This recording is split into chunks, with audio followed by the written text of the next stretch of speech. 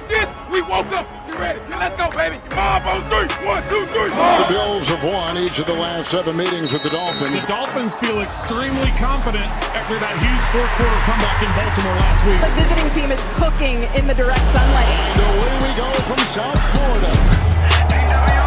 Third down. All right, stadium, everybody go get your grills, man. Time to cook. DOLPHIN. 60 minutes in the game. We be playing to the end. And we COOK cooking buffalo. Chefing at the Hard Rock. And we putting on a show. DOLPHIN. 60 minutes in the game. We be playing to the end. And we COOK cooking buffalo. Chefing at the Hard Rock. And we putting on a show. Let's go. Cooking buffalo. Let's go. Cooking buffalo. Let's go. Cooking buffalo. Let's go. Cooking buffalo. Fresh up off the wind, we was down but made it back. Purple smoke up in the air, that's that Raven pack. We was mad, disappointed in the first half. Came back and cleaned them up, that's the bird bath. Moving on now, team feeling strong now. To a time the anthem, we're about to learn the song now. We got cheetah, defense beat up, slow them down, ain't got a chance. 17 through the scene, hit them with that water stand. Anyway, defense straight, got our stockpiling. We gon' dig a big hole for him and Josh Allen. We'll celebrate this week, but Sunday we are not smiling. Get your grills and make them hot. Flame them like that yellow light. DOLPHIN. 60 minutes in the game. We be playing to the end. And we COOK cooking buffalo. Chefing at the Hard Rock. And we putting on a show. DOLPHIN. 60 minutes in the game. We be playing to the end. And we COOK cooking buffalo. Chefing at the Hard Rock. And we putting on a show. Let's go. Cooking buffalo. Let's go.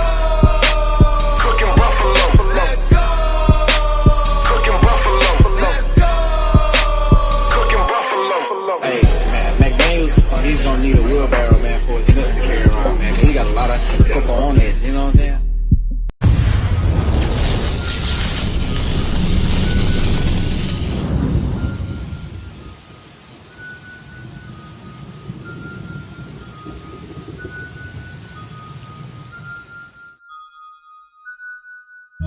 Miami, Florida, Dade County, 305. Yeah.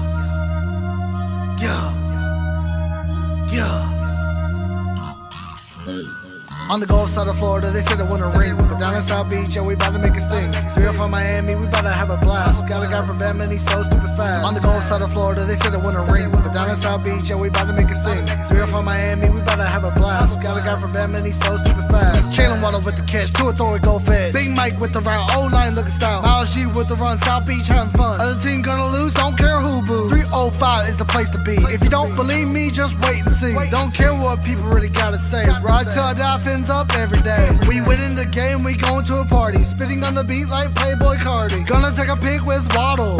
Now to celebrate with a bottle. Dalvin's about to win the dang ring. Grind and shine, bling bling. Don't give a what, look if you buck. Your team is so trash and they really just suck. His squad. Miami Dolphins, my squad. Aqua and orange on me every day. Shawty really about to be my bae. I'm always repping the 305. If you hate to leave, you can say goodbye. At the end of the day, Miami with the dub. After the game, I'll see you in the club. On the Gulf side of Florida, they said they want a ring. But down in South Beach, yeah, we about to make a sting. 305 Miami, we about to have a blast. Got a guy from Bama and he's so stupid fast. On the Gulf side of Florida, they said they want a ring. But down in South Beach, yeah, we about to make a sting. 305 Miami, we about to have a blast. Got a guy from Bama and he's so stupid fast. Hit squad representative. Big beats, we eat squads up for dinner. Legendary team, better watch how you approach it. If you can't swim, get tossed in the ocean. Get lost in the ocean. Bad attitude, we be causing commotion. Dade County boy, one claim South Beach. When the South Florida sports so low, the mouthpiece. MIAMIDWA, that's the way I vibe. Throw fins up, that's the way we ride. All around the globe, dog fans worldwide. When I click with JB, then you know we made heat. Lead teams in the dark like it's new EP. Fans out of this world, we the new ET. Defense doing magic, make your QB sleep. When we hit the field, then we get into the grind. Hit that touchdown song, then we get into the shine. Working every day so we can get back to the prime. If you check your clock, you can see it's 2 a time. Even if it ain't ticking, then the fans still there. Screaming out loud with our hands in the air. You either got a full cup or a can in the air. Win the Super Bowl, that's the plan this year. Yeah. Gulf Gulf side of Florida, they said it wanna ring. But down in South Beach, yeah, we about to make a sting. 3 from Miami, we about to have a blast. Got a guy from Bam and he's so stupid fast. On the Gulf side of Florida, they said it wanna ring. But down in South Beach, yeah, we about to make a sting. 3 from Miami, we about to have a blast. Got a guy from Bam and he's so stupid fast. MCJB.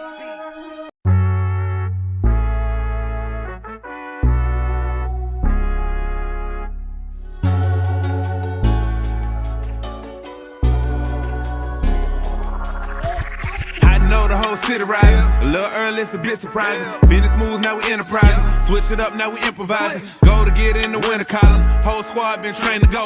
Fins for life, we throw the foe. Singing this just to welcome bro. To a time, to a time. Time to grind, time to shine. To a time, to a time. To a time, to a time. To a time, to a time. Time to grind, time to shine. To a time, to a time. To a time, to a time. My intuition told me this. To trust the coach, he holds a gift. He knowin' when to go with fit. So we knowin' when to switch. This year we got the golden pick. Time to see what that pick about. Bad vibes get sent out. Only fans up in this house. We been waiting, yeah, we been patient. Now it's time to cash out, no discount. Super Bowl, yeah, we in rock. I don't know when, but it's close. I don't wanna overhype, but I just know I like it. So excited, league gon' notice now. You should notarize it. They say tour from that rock. Shout out to Samoa and now it's time to lay the smack down. You think he Dwayne Johnson? Time to be the people's champ. Hit him with the people's elbows, stick together like it's Velcro. You think you could stop us? Hell no, all day I dream about sports. I think I need some Chateau custom with some Dolphins colors, just to let them know we here. Yeah, I know the whole city rising. A little early, it's a bit surprising. Business moves, now we enterprising. Switch it up, now we improvising. Go to get in the winter collar. Whole squad been trained to go. Fins for life, we throw the foe. Singing this just to welcome bro. To a time, to a time. Time to grind, time to shine. To a time, to a time. To a time, to a time. To a time, to a time. Time to grind, time to shine. To a time, to a time. To a time, to a time. To a time, to a time. Really hope he the man. Hope we found us a gem, like the Heat found Bam. Wanna take time to thank Fitz, cause he put on a show. But the young man up, and the whole city know. Time to catch all the blessings, cash out on investments. Ball out, don't choke. Fins want all the smoke.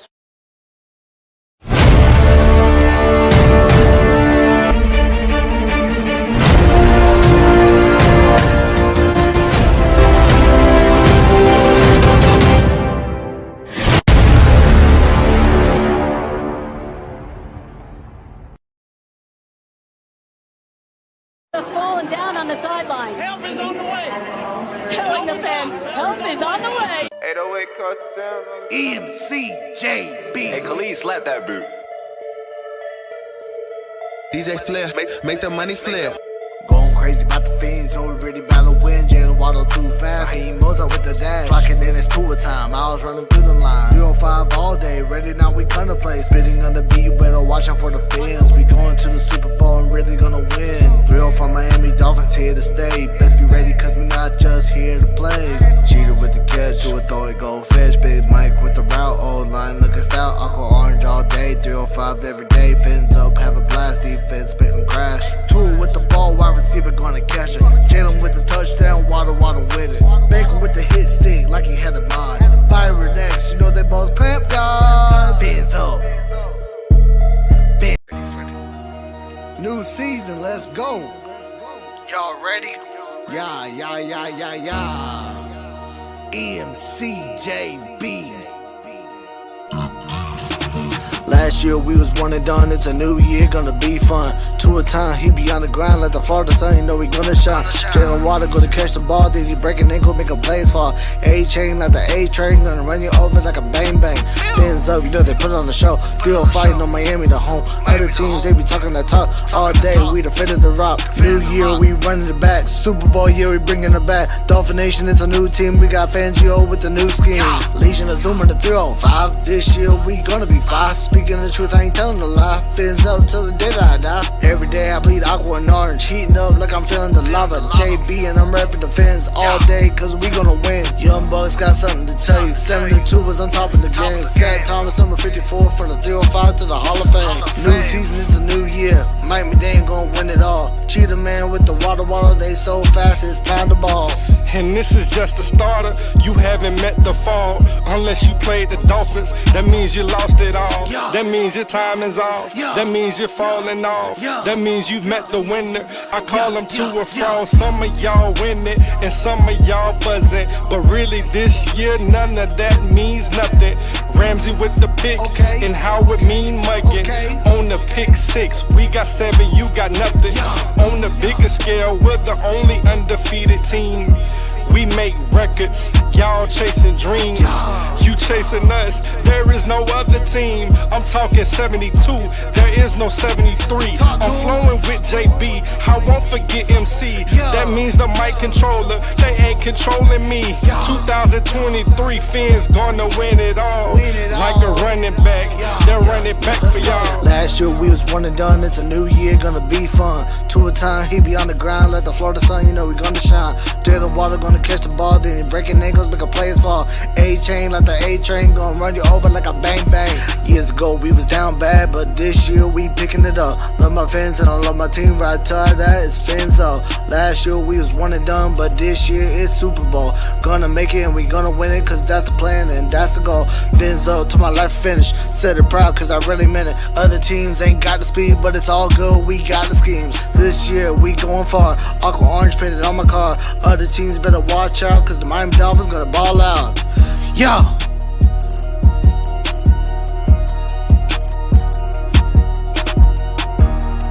What a song, bro. What a song. Gets me hyped up every time.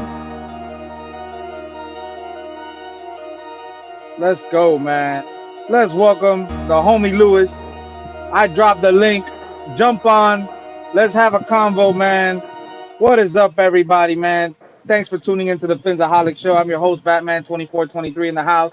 Much love to everybody. We're going to be cooking for a little bit. I still got about another 30 minutes here at work. So much love to everybody. Fins up. We're going to get into a little bit of the conversation today. Obviously, the striking news that everybody's been waiting for on June 8th. This morning, we got word that Dalvin Cook will be released, if not traded, by tomorrow, Friday, June the 9th. Ladies and gentlemen, there are shooters in place. Cowboys, Broncos, Chargers, Jets, Bills, Dolphins, all in play for Dalvin Cook. Now, let's see if he goes to where his heart is, not the money. At the end of the day, I was told if he is released, he will be 99.96% a Miami Dolphin. But yeah, let's welcome Lewis. I dropped the link. Lewis, man, I know how you feel about the Dalvin Cook. If the price is right, you don't mind. There's more needs that we have on this team right now. Obviously, the latest news, Connor Williams has not shown up to practice. Eichenberg been taking snaps at center. He got he's getting the nod at center right now. He got the orange jerseys for his accomplishments last practice yesterday. So he got the orange jersey today. Training camp closed the doors today. We're not gonna get into official training camp until like the end of July. We're not gonna have any Dolphins content unless it's re-signing our own guys we bring off the street, or if Dalvin Cook decides to be a Dolphin. So at the end of the day, we're gonna see where this goes. But Lewis, and welcome Thomas, talk to me. How do you guys feel about this Dalvin talk? We've been talking about it throughout the day, but some of the guys on YouTube, ladies and gentlemen on YouTube, they probably haven't heard. So what do y'all think about this Dalvin Cook situation? It's a done deal. What's up, Batman Lewis? How you guys doing? What's good, Thomas? What's up, Batman? Yeah, I've always said, it was a want, it wasn't a need. But yeah, I've listening to people on Twitter today, and then having some other phone calls that I've talked to a couple of people, they're saying, yeah, it's a done deal. So it looks like Dalvin Cook's going to be a Dolphin. And again, bro, like, who's going to complain about a player of Dalvin Cook's caliber? So like, it's just a good move. If it does come true, it is a good move for Miami. Hey, all right. And Thomas, how do you feel about it? Adding playmakers don't hurt, and this guy's definitely a playmaker. He's electric. He can make people miss open field. He can take it the distance. Can never have enough playmakers. That's 100%. My thing. And you know what I like? And it hit me today. Somebody put this comment on Twitter, and it hit me. We haven't had a running back of Dalvin Cook's caliber since Ricky Williams. And I'm not saying Dalvin is Ricky. but we're talking about one of the best in the game. And if he chooses Miami, that is something that I would be happy for. Again, we understand he's going to be 28 in August. You know, he's had injuries before. Um, what kind of money is he going to sign for? Again, we got other needs: Connor, Zach Zeeler, Christian Wilkins, possibly negotiating something for the future with Robert Hunt. So the Dolphins have needs as far as their own guys before we even look to the outside. But being able to acquire a top 7 running back and add him to the roster, I think is something the Dolphins definitely need to consider. And that's where my head is at. Again, I know it seems like a luxury, being that we drafted A-Chain in the 3rd round. And at the end of the day, we have a lot of hopes for A-Chain, whether he gives us a lot of production this year. But for the future, for sure, we have A-Chain. But we're talking about a different type of running back. Dalvin Cook is a monster. He is respected. And if he's able to come here at a discount, because we're hearing that Cowboys have possibly over 20 million in cap space. Jerry Jones is definitely interested. They have a void with their running back room. Obviously, they cut Ezekiel Elliott, and their backup ain't going to be ready until probably the 6th or 7th week of the season. So Dalvin Cook could definitely step in there, take a lot of carries, take a lot of snaps, do a 1-year deal, get his money up, and then get a future contract with somebody else in the future. So I wouldn't blame him if he wants to do that. But again, if Dalvin comes to the Dolphins, like I said, and I keep repeating myself, I think it's more him telling you, hey, Miami's building something special. I want to come home. And I think we got a Super Bowl coming. So let's see what happens with Dalvin Cook. But that's where I'm at right now. Let's welcome Mounty Fins as well. What's up, Mounty? How you doing? How you doing, Mounty? Batman, what's going on? Thomas, what's going on? Hey, Lou, what's good? What's good? What's good? How y'all doing? Pretty good, man. We're talking about the situation. Everybody, I swear, everybody's on that Dalvin train. I've said, look, man. I look. The only thing about that is this: we got two arguably like 2 number 1 receivers. I mean, how many touches are okay? First of all, McDaniel has basically shown us. Okay, he's not. It's a pass first team. Okay. All right. Number 2, he likes running back by committee. Fact. How many carries is Dalvin Cook going to be satisfied with coming here? See, I think it's not about how do you keep everybody happy? Well, so you're gonna have to make some tough decisions. I think we had this conversation a couple of weeks ago with EM, and we're all on Twitter, right? And we're talking about if you have a Dalvin Cook, you might lose a Jeff Wilson, right? Gaskins and a Jeff Wilson are probably gone. So you have a four running back room with Savon Ahmed on the outside looking in as a 4th running back. My thing is, I think he takes 50 to 55% of the snaps. Whether that means 15 to 20 carries, I don't know. I prefer him to have around 20 carries. I know it's gonna hurt the detriment of a rookie like A-Chain, but again, like me and Lewis will say all the time, there's levels to this. Dalvin Cook is Dalvin Cook, regardless how anybody feels about it. What's up, Bones? How you doing? Oh, yeah, I would say somewhere around 50% of the snaps, 50 to 55% of the snaps. Well, I would say this though, Batman. Like when I hear you say Dalvin Cook should get 20 carries, see, this is where I start getting a little bit weary. I think he should be getting maybe 20 touches a game, and if that comes with 14 carries and maybe 5-6 pass attempts, I think Dalvin, with the explosiveness, close the door, with the explosiveness that we have on the outside, right? Let's say we're sending Hill and Waddle deep. I think Cook can be more of a weapon from the passing game, an outlet for Tua, another guy underneath, right? Because that's where I just seen. If let's say we're giving Dalvin 20 carries and then he's getting another 5 or 6 targets out of the passing game, now you're talking almost 30 attempts or 30 touches a game. And that's where, see, even with Dalvin Cook, and this is just my opinion, I still think we should be throwing the ball more to Tyreek Hill and Jalen Waddle. You see what I'm saying? Like those are our guys. Those are our building blocks. Again, Dalvin Cook is a luxury. And yes, he's the icing on the cake, but he's not the cake of this football team. You see what I'm saying? And especially with some of the concerns on the offensive line. Like, yeah, Dalvin Cook's a great running back, but is he going to be great behind this offensive line? So I don't want. Great take, Lewis. All I'm saying is I don't want Dalvin Cook to get 20 carries and then another 5 or 6 touches through the air. Now you're almost talking about 30. Like, where's the balls to Waddle and Tyreek going there? You see what I'm saying? Like, that's the only thing that I get worried about. That's a fair point, Bones. Welcome, Bones. How do you feel about it, Bones? I'll get right back to you, Manny. The way I feel about it is, brother, that talent on the team, regardless, no matter how many touches he get, we could use that. Just imagine everybody's on fire, bro, on the field. Like, no matter who, even when you at running back and you got Mostert, Cook, fucking A-Chain. Just imagine that rotation, bro. Like, and nobody getting tired, bro. Come on, bro. Like, you got there's just too much speed back there. Like, it's just too much, bro. Sure. Like, and with the speed on the outside, that's all we're looking for, bro. Like, and I told y'all, like, if we don't get a running back, like, bitch, I was down for Lamar, because, bitch, that's a scary weapon back there, quarterback. You can run like that.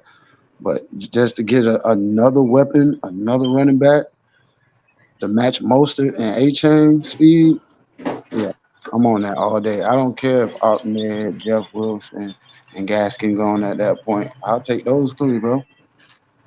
I got you, and I like that. Well, Manny, you were gonna say something, Manny? Well, and then my other concern with Dalvin Cook is his shoulder. I mean, of course he's gonna get a physical.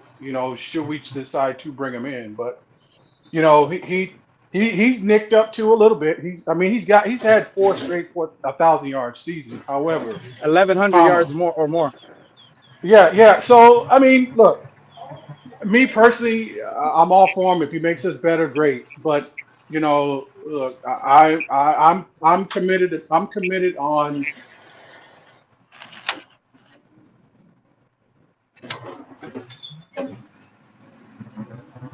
The icing on the cake. He's not the cake.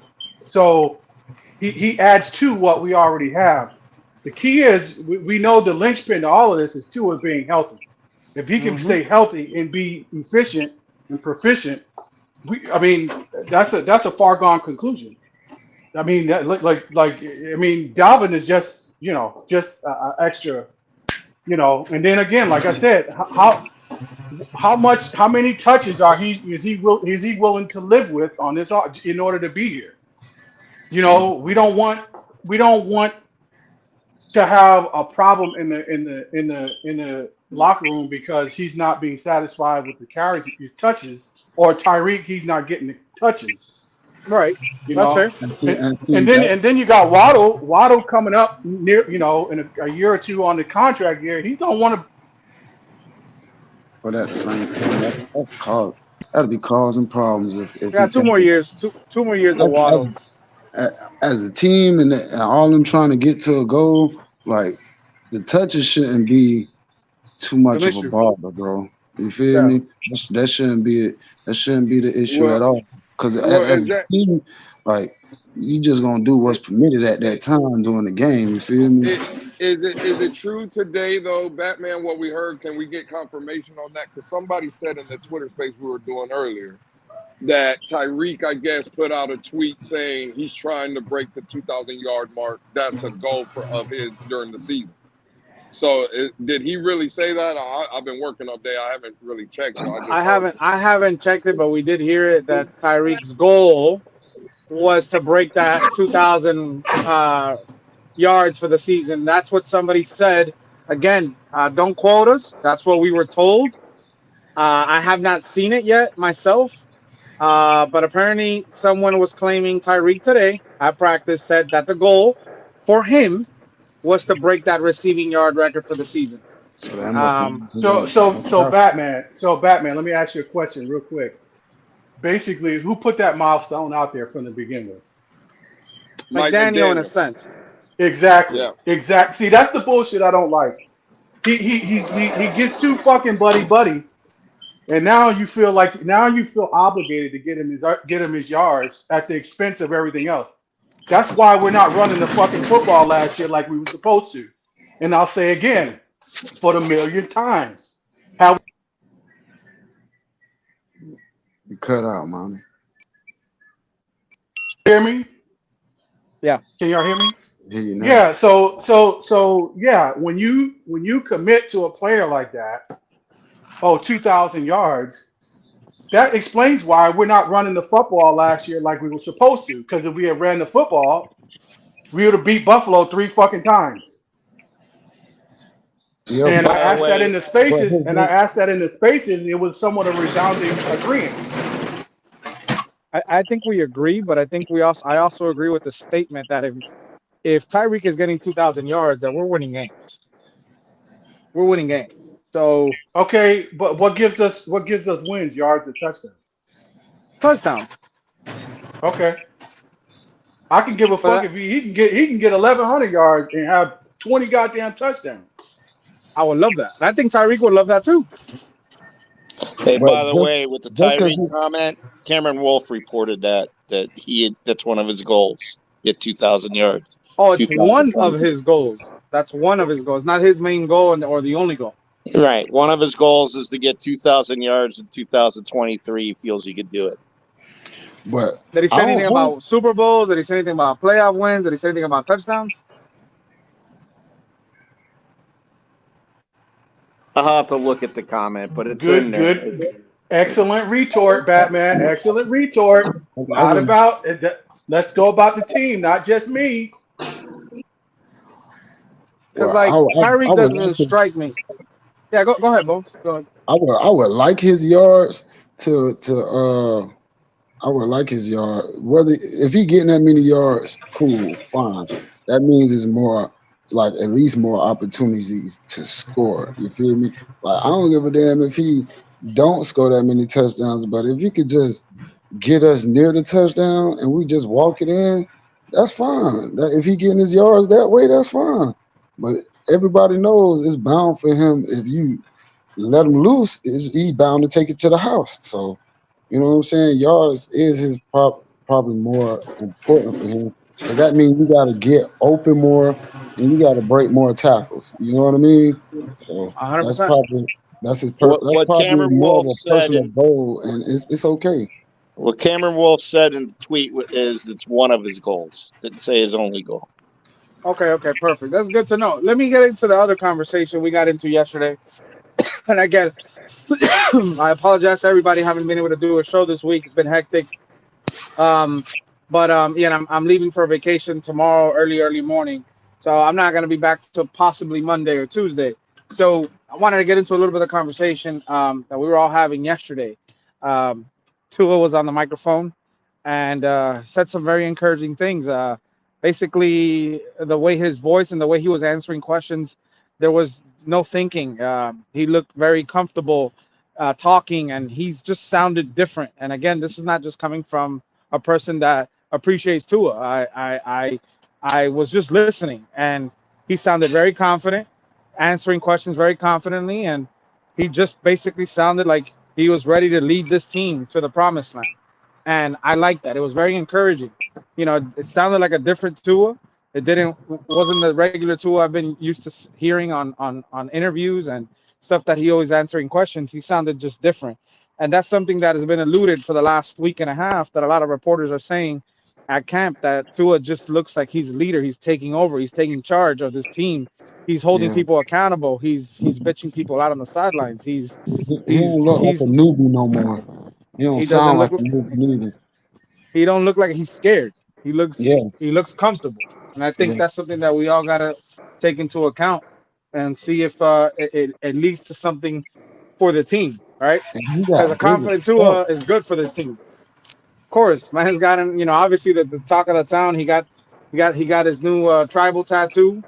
You know, people are talking about that. And today he had was messing around with the media, putting a Polaroid camera on his head, for jokes. And I mean, look, he just seems comfortable.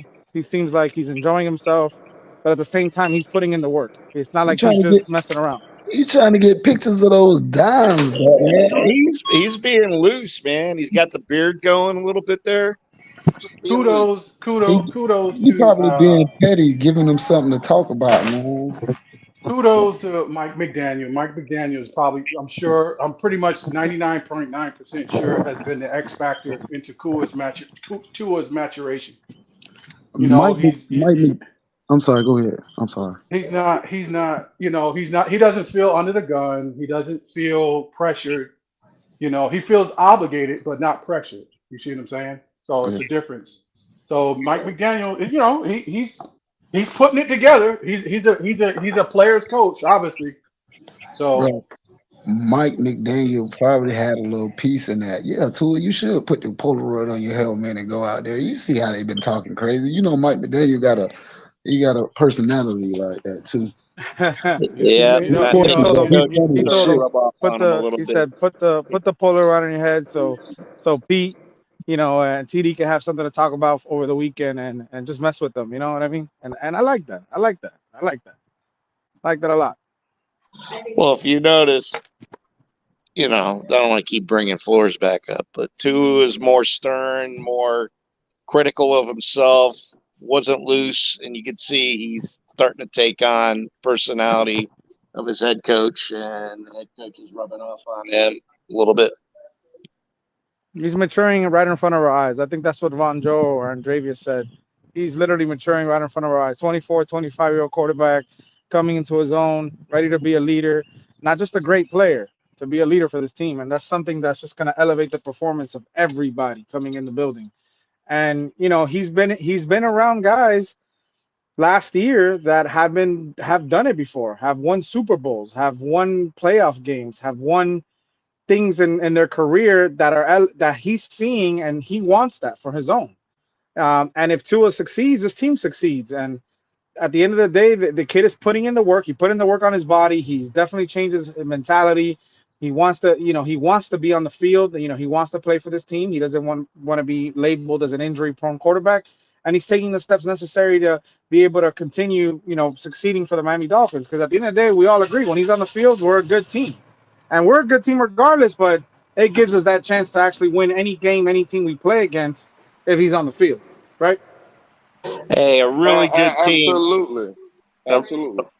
A really good team is one that has fun on the field and off the field, and they've been showing that. You see Ramsey hanging out with X. Tua's always hanging out with his receivers.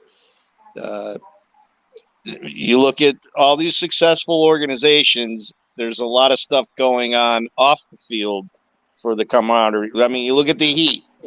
Them guys all hang out. I don't believe in all of that. I think the New England Patriots was the dynasty in the NFL. I don't think they were having fun off the field like that. I don't think that has nothing to do with it. I just think that the team in general is just a better team. But see, this is where I would just caution everybody, right? Because the excitement level, me included, I've been very high and I've been called a flip-flopper, right?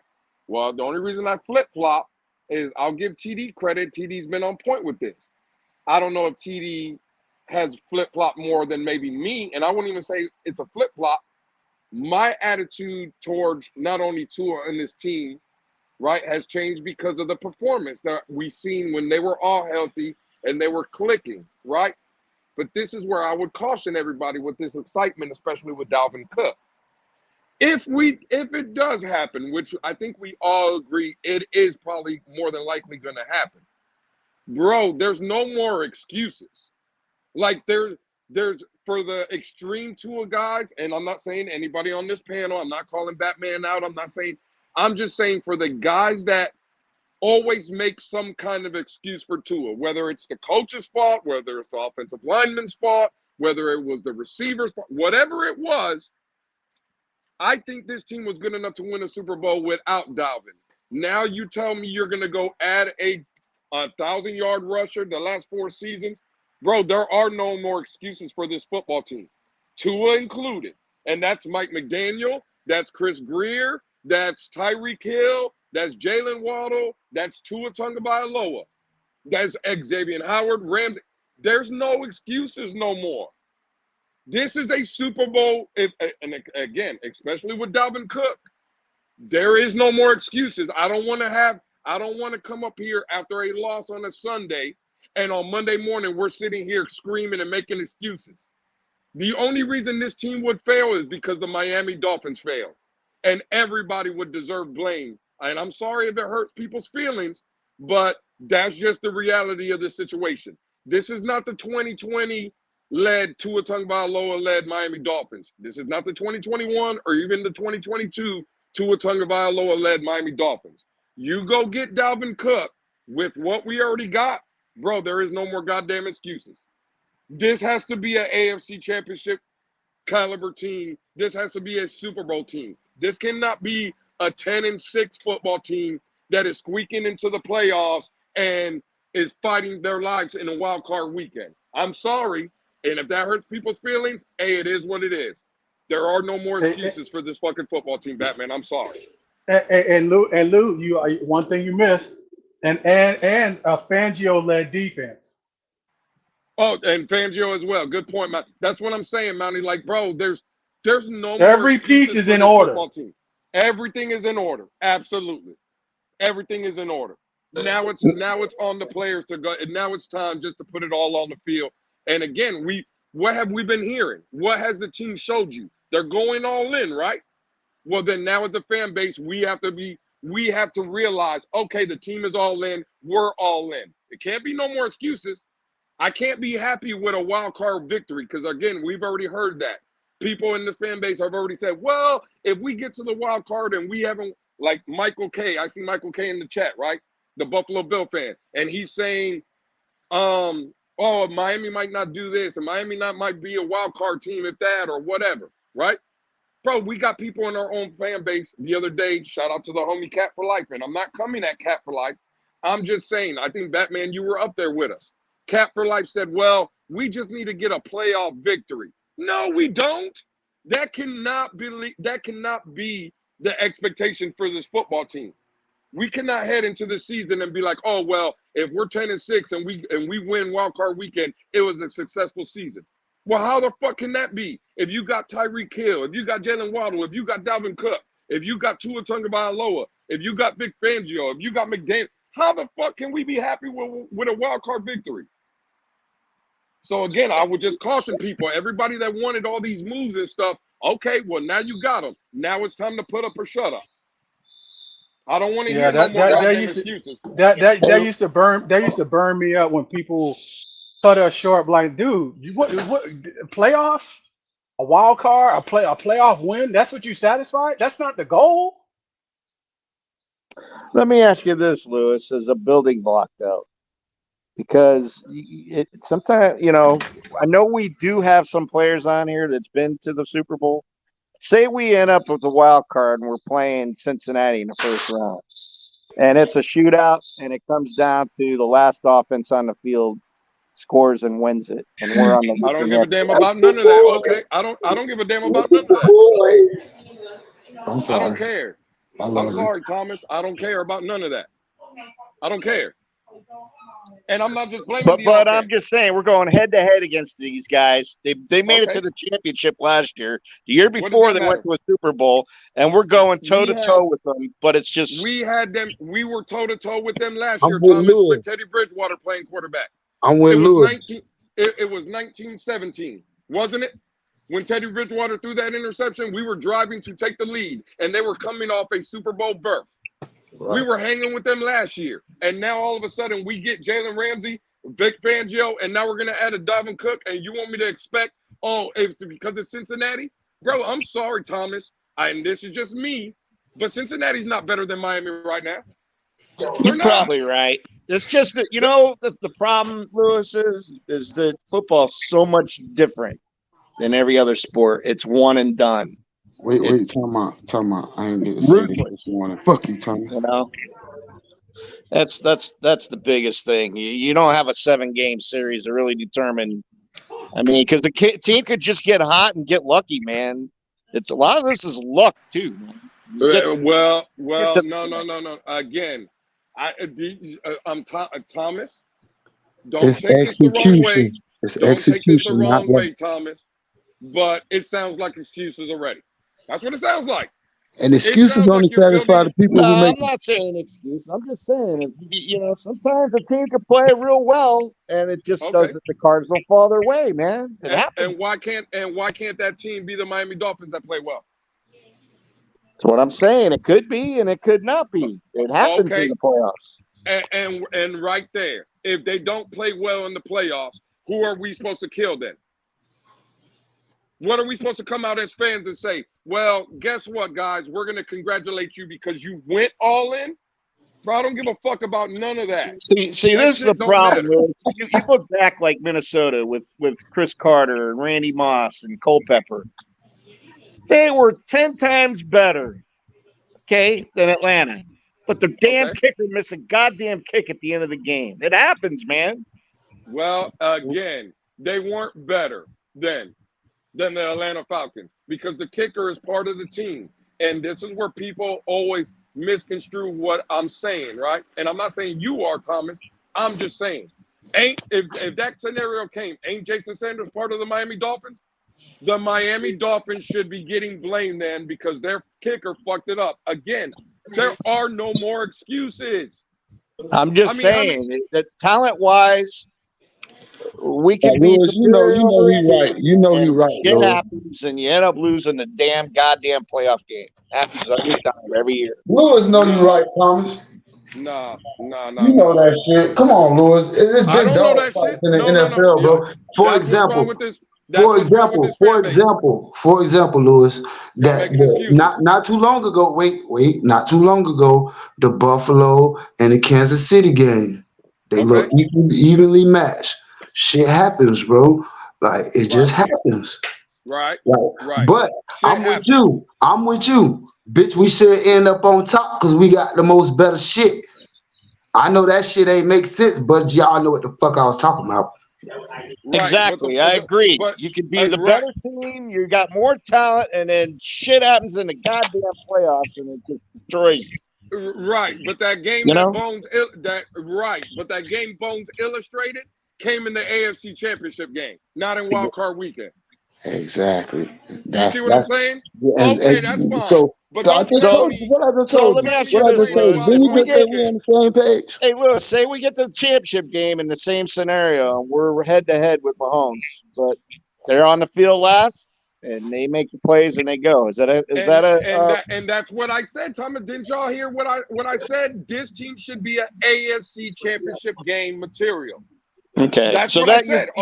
If that scenario happens, you concede it's a successful season at that point. Absolutely, and even in the divisional round, let's say the next round, right? Let's say you get Kansas City or Cincinnati or somebody like that in the divisional round, and you lose 38-35. Am I going to come out here the next day and say blow up the team? No, I am not.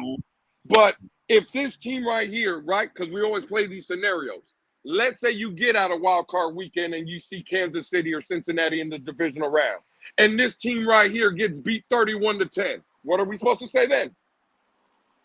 Are we going to say, well, we played Kansas City. Oh, well, we played Cincinnati.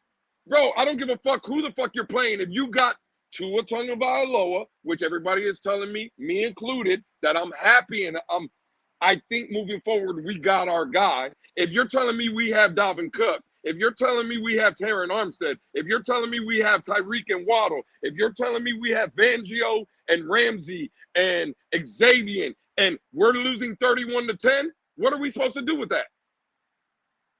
Are we just supposed to say, oh, well, shit happens? We're supposed to snap. No, exactly, Bones. You're supposed to snap. Bro, there's fuck no reason got going that on, we should be man. losing to none of these fucking teams. This is what I'm trying to tell people, Thomas, and this is what I want people to understand. If we land Dalvin Cook, go ahead and tell me, even Kansas City. Now, does Kansas City have the better quarterback? I would say yes. Maybe there's a couple other teams that might have a better quarterback. But ain't this a team game? Tell me, I wish somebody up here could tell me if we land Dalvin Cook, who has a better roster than the Miami Dolphins in the NFL? Go ahead. Nobody. Maybe Philly, but nobody. I don't think anybody. No, I agree. So then why in the hell should we be scared or worried about any other team? Then why? Nah. That's what I'm saying, bro. And that's all I'm saying. I don't care who you fucking play, bro. We should be any game that we play, and I'll give Batman to Philly week 7. Besides that, Miami should be favored in every other game this season because Miami has the better team.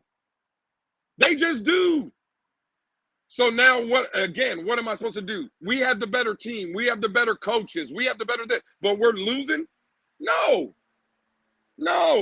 That's what I mean, Thomas, by there are no more goddamn excuses. I'm sorry. And maybe it's just me, and maybe I got my Homer glasses on and I'm expecting too much. But bro, you cannot give me a team like this and tell me lower my expectations. You know what I'm saying? Like let's relax. No, hell no. We're all in. That should be the motto. All in. Crank up, goddamn. The team is all in, and as fans, we should be all in as well. So anything less than AFC Championship game appearances or Super Bowl appearances, I'm sorry, is a failure in my opinion. Hey, let me ask you this, Louis. The greatest show on turf. 3rd round at the least. You would say that was the best team in a lot, like offensively, even to this day, is right up there, right? You realize they won a Super Bowl by a foot. See what I'm saying? But they won it. You see what I'm saying? But they won it. Hey, so let me give you this scenario. Say we're in the wild card round, and this shit happens to us like New Orleans, where our receiver just completely gets molested for a chip shot field goal, and then the game ends. I'm still blaming the Miami Dolphins. You know why?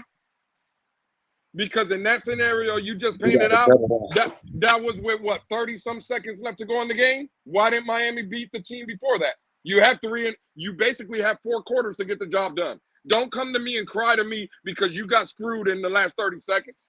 Again, you have the better team.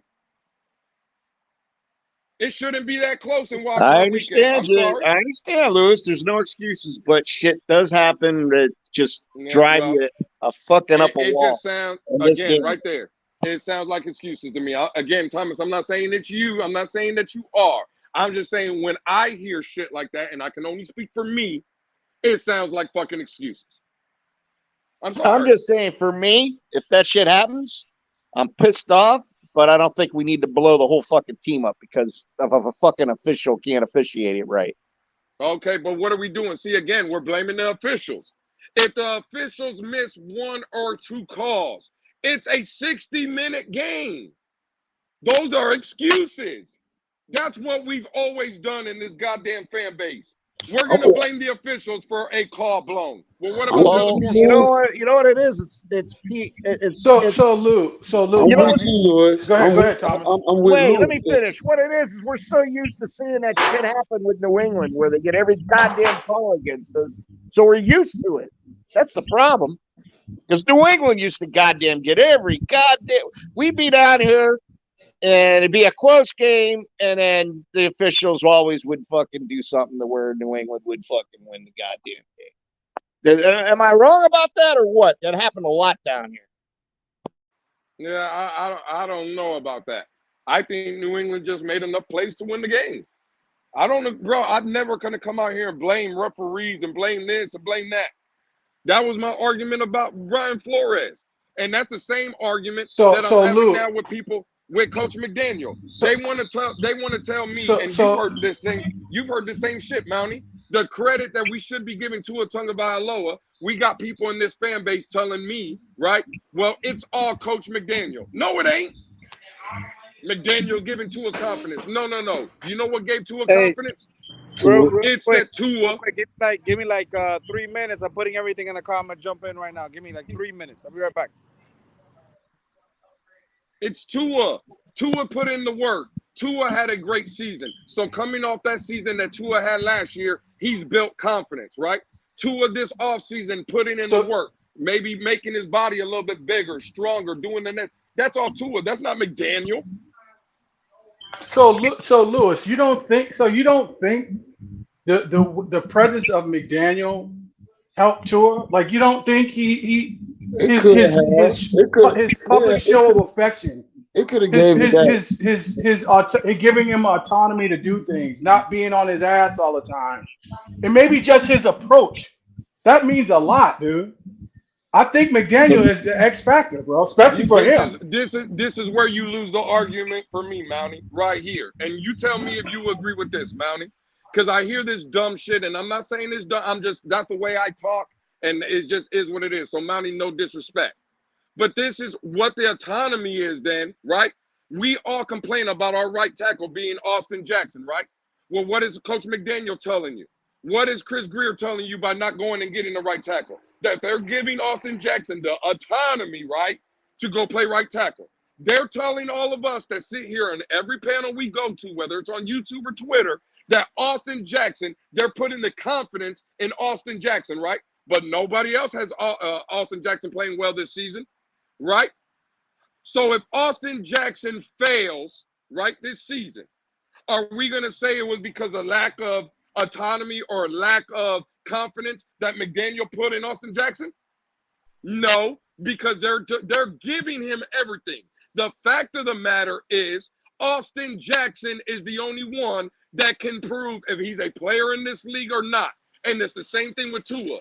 Mike McDaniel can tell Tua till he turns blue in the face, Tua, you're the guy. Tua, you're the guy. Tua, you're the guy. But guess what? Mike McDaniel ain't out there on the field throwing any of them passes.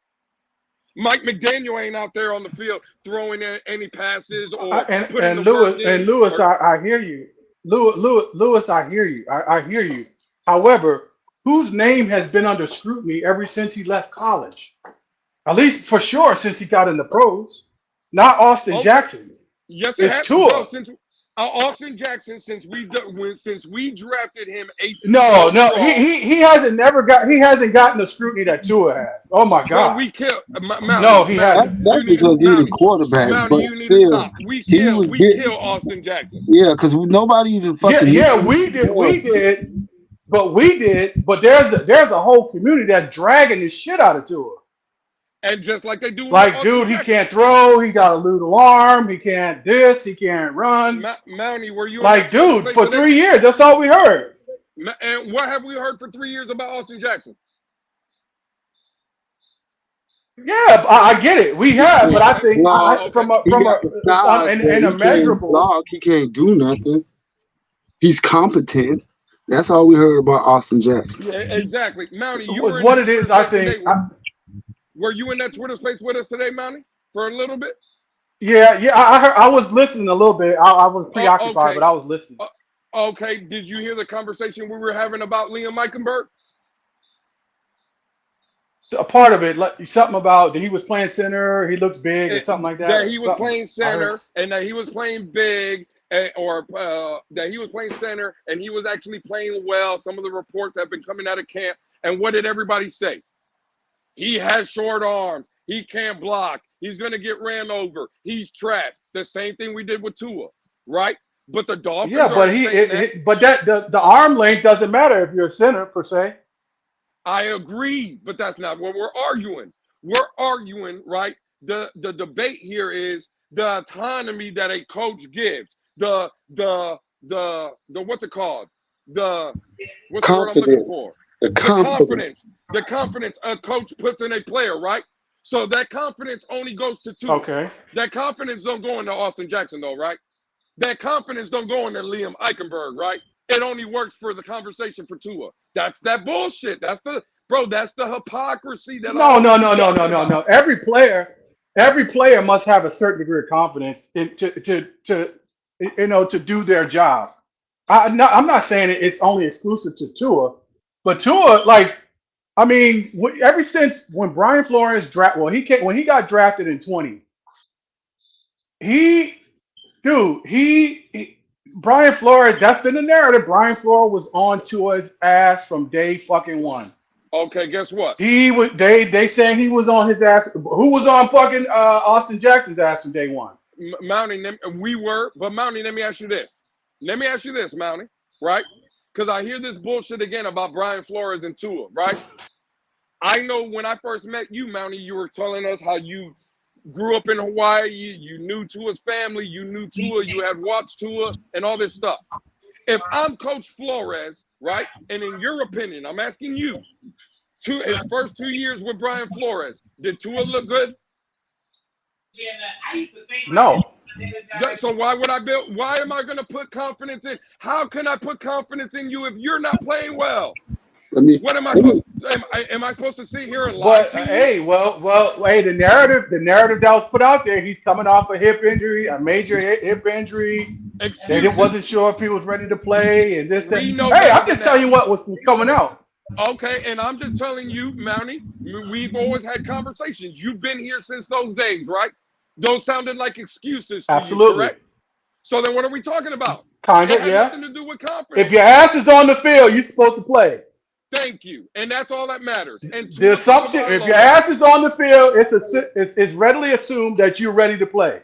Period. Thank you. And his first 2 years of the first 2 seasons, he just didn't play well. Last year he did. And that's where the confidence comes from. I don't want to hear this about Flores. I can guarantee you one thing. I can guarantee you this: if Leon Eichenberg and Jackson shines this year, Butch Berry's getting hurt. I'm gonna just say this: I don't be wanting to hear all that Brian Flores too tough on Tua shit. Cause bitch, as a child, my own father tell me, bitch, you playing like trash. Like he'll talk to you like that. Like bitch. I don't want to hear that shit, bro, about a coach telling you playing bad. I had my own father, like my coaches would tell me, oh, you had a good game tonight. But as soon as I get off the field, my daddy said, you play like trash tonight, nigga. I don't care what the fuck your coach said, nigga. That shit was garbage to me. Like, bitch, somebody it's more it's more honest and more. It should give you more confidence to get back on the field and be like, well, bitch, I ain't trash, and I'm finna show you I ain't trash. Like that's how you build your own confidence. What Lewis was talking about, like that man probably built his own confidence. You feel me? Even though on your end, Mountie, the coach did probably give him that little match to catch the fire. You feel me? He probably did give him that little match. You know what I'm saying? But still, as your own man, you get your own confidence from yourself, bro. Like, I don't care what it is. Like, nobody can't make you confident. You could boost a bitch up. Go ahead, bro. Go ahead. And they be the scariest motherfucker in the world. Get out there and get their ass fucked up. Because they think they got the confidence. Like, they ain't really confident in themselves. They just born because you believe in them. Like, he probably got a he probably built his own confidence. Here's a case study somewhat. Look at all the most successful coaches, whether it be basketball, football, whatever. You look at some of the greatest, Phil Jackson, all of these guys. I mean, what's his name? The Tuna, Bill Parcells, and all these winning coaches. You don't think Bill Belichick, you don't think that they play a certain part in their team's success, in individual people's how they perform their duties? No, I think it is its own personal feelings. You know what I'm saying? Tua probably didn't like Flores, so he ain't played hard for Flores. You feel me? But he went out there and played his game. But he probably liked McDaniel. Everybody knows when you a ball player and you got a coach that you like, you'll play your heart out for him, bro. Like everything he tell you to do, you'll do it to the best of your ability, bro. Like he probably built his own. That's McDaniel in that sense, bro. Oh, okay, that's McDaniel. That's McDaniel. Okay, and I get it. That's McDaniel, Mountie, but you're still missing the point. Mountie, you're old enough to remember. You just brought up a name, the Big Tuna, right? Bill Parcells. Was he ever showing confidence in the media for Phil Simms? He used to kill Phil Simms. Kill him. Yeah, he should talk shit about them motherfuckers. He told Stephen Baker to Stephen Baker to get the fuck out of my face and go sit under the bench. Thank you, Mountie. And guess what? Did they win Super Bowls with the Giants with Phil Simms and Jeff Hostetler? Hell yeah. Okay, so hell yeah. The confidence narrative that your coach puts confidence in you is all bullshit, is what we're saying. Bro, Brady and Belichick won 6 Super Bowls together. Did anybody hear the stories? Listen to the players that came out of that building. They say Belichick would kill Tom Brady in front of the team. Kill him. And what happened? Did that stop Tom Brady? Did Brady ever lose confidence? Maybe the word I probably should have used is maybe mentorship, not confidence.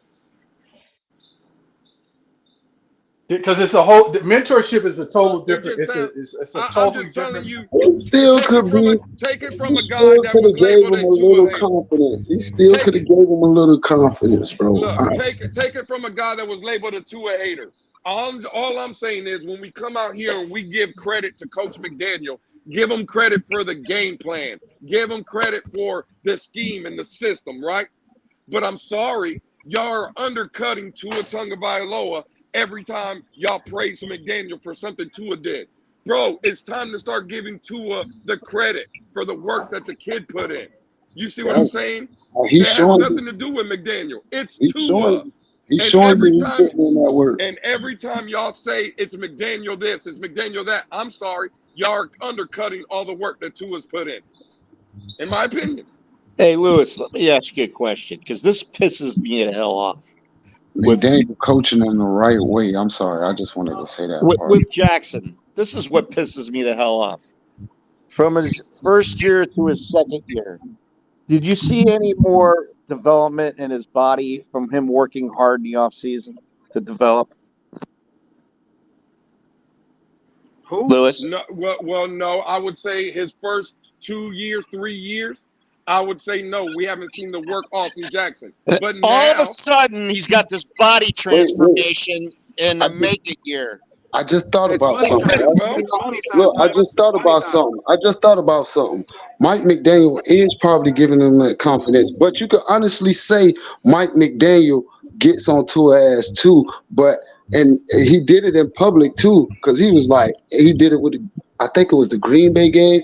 He was like, Tua threw a pick and he looked at him like, I don't know what you was looking at, or he said something according to that. You feel me? So, and he was like, you need to just go get yourself checked out or something. You know what I'm saying? Probably being funny. You know, you got to understand his personality. You know what I'm saying? Like Mike McDaniel, from my perspective, I could see Mike McDaniel getting under his ass. He just doing it in a sly way. You know what I'm saying? Like, yeah, bitch, you threw a pick. Behind closed doors and shit like that. Yeah, he said it in the interview. Because you remember, he went through that pick and he was like, I don't know what he was looking at. Let me say this. Do you remember Mike McDaniel's? Let me say this based on what Thomas was saying about us. Well, the thing, Batman. The thing is you look at hang on. You're right. But Austin Jackson last year, coming into last season, to the start of the season, at training camp, I told him myself, because he was like 10 feet away from me. He changed his body to what he was when he came into the league. He took another step this offseason. But he started that a year ago. Unfortunately, he got hurt. But he started that a year ago. He got into shape. He lost like 10 pounds. He put on some muscle. The man looks sharp. Not as sharp as he is right now, but the man started that transformation last year. He did. I don't know. I seen him with a belly the year before. He ain't got no belly now. He doesn't have a belly now. It's true. Bro, like I looked at Tua when I watched his interview. Bro, that nigga big as fuck, bro. It's like if you look at him from when he first came in the NFL to look at him now, bitch, he got an NFL body, bro. Like the same way Lamar did his transformation, it's the same way, bro. That nigga like look big as fuck, bro. Like, he got that man mindset now. He ain't got the little boy mindset. He got that man mindset. Like he understand the game and he got the game speed. I expect Tua to be a lot better off this year. You feel me? I expect that. You can see it to his body for transformation. I just think he's too damn brittle. You can see it. I just think he's too damn brittle, but he built his body up to where it looked like, okay, well, maybe you might be able to take a hit or two. You know what I'm saying? Like he don't look like brittle bones no more. He look like he could take a little something. You feel me? So he's not brittle bones no more? He don't look like he got brittle bones no more, because when Tua first came in the league, bro, Tua was little as fuck, bro. That's the same thing with Iggy. I'm rooting for Iggy because last year my sons and I went to training camp, And that guy was just a specimen. Watching him run, the speed, the power that guy's got, and how big he's gotten, he just hasn't been able to translate it. 72 undefeated. That's horrible. What you just put in the chat. That's horrible. I just want you to They know got that. That's a horrible They take. got Noah playing the wrong position. If y'all ask me, That's a horrible take. He's got to be his own guy. He's not a damn man guy. He's a free safety. He's a little free safety. Like, just back there, stand back. Don't make sure nothing go deep. Like, if I ran the 3-3-5, if I ran the 3-3-5, no ass would be way back there in the back. He's got makeup speed. He can't have his back turned to the quarterback. Fast. All he got to do is break on the ball. They got him with his back turned towards the quarterback. Every goddamn time he's in position with his back turned towards the everything else come up and make the tackle. Like, and I just see, like, if I was a coach, I'd be running 3-3-5 with all the fucking defensive backs they brought in. Like, I get my special men. Like, I keep my linemen and linebackers. I just rotate them. Like, my linemen, I keep them fresh. Like, every series, everybody get a different series. You feel me? I just keep it fresh. You know what I'm saying? Like, I don't know how I run a 3-3-5, bro, and keep Noah back deep, or Javon Hollins, anybody. Like, hey, if he ends up getting cut, now he's not going to be, an all-pro, but he's going to go somewhere, and we're going to hear his name eventually. You watch. No, not bad, bro. Because if y'all look at his game, he stick with a lot of receivers. Like, his first year, he was getting. Yeah, it's just that he can't find the ball. That's the problem. He can't. Yeah, he don't. I don't know what it is about that. That's why I say he better at safety. You know what I'm saying? He don't have to. Don't do that. I agree. He's better playing off the man, not getting up in the guy's face and having to play man. He's better as his own guy. Could be too. Because he's got makeup speed. Problem is his back is to the quarterback, and he's not. Look, the thing about Noah that's frustrating is like he's what, like 22, 23, and like at the end of the day, like, listen, you were drafted as high as you got drafted based on what we thought you could become in the NFL, right? A lot of players have come out of college and said that he was one of the best, but he hasn't translated. The man has talent. The kid has talent. The thing is, and again, it's hypothetical, bro. At the end of the day, I know a lot of us, including myself, have given up on Noah, right? But let's just say, hypothetically speaking, if Noah actually becomes half of the potential he was supposed to be, let's just say half. They got him in the wrong spot. You're adding that to this secondary this season with Cam coming in and Xavier and returning true to form, which is what we heard today. He picked off Tua at practice. Jalen Ramsey coming in, being that star. Cater Cole, second year. Javon Holland not having to babysit this year. Brandon Jones coming back. This is one of the nastiest secondaries in football. And that's not just coming from a homer take. That's just one of the nastiest secondaries in football. If Noah takes a step forward, even if it's a half a step or a shoe size, that is a plus. Yeah. That is a plus for this team. And listen, he understands it might be, he might get an opportunity one day somewhere else, but this could be the last time he gets an opportunity to play in this league. Unfortunately, that's just how it is. The thing I really like, Batman, is your 4th, 5th, and 6th DB are coming in and they're chiseled. Look at Trill. Freaking big this guy got. They're working hard. The thing is about Noah, Batman, I really personally, truly think, because, like, we see it. He got real good cover skills. You know what I'm saying? But he don't know how to find the ball. He don't know how to read the wide receiver eyes, the look back for the ball.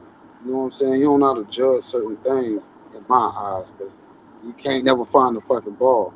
But if you move his talent back to safety, strong safety, whatever, just so he could keep something in front of him, bro, the kid, I believe he'll take that super step, bro.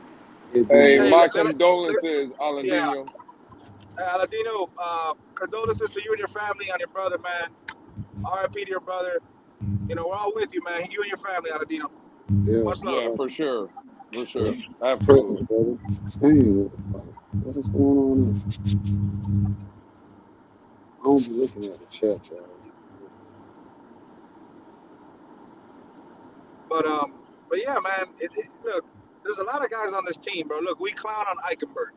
We clown on this man left and right. We clown on this man like Jesse Davis, or even worse. We clown this man, and we call him T-Rex.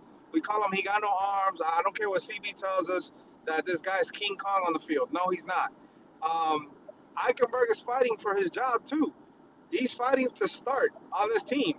I understand he's been filling in at center for Connor Williams, but he's fighting for a spot to play. He's fighting for his playing time, for his career. You know, there's a lot of guys on this team that are fighting for that last chance. Myles Gaskin, he's fighting for a last chance to play in this league. So we'll see, man. We'll see how it goes.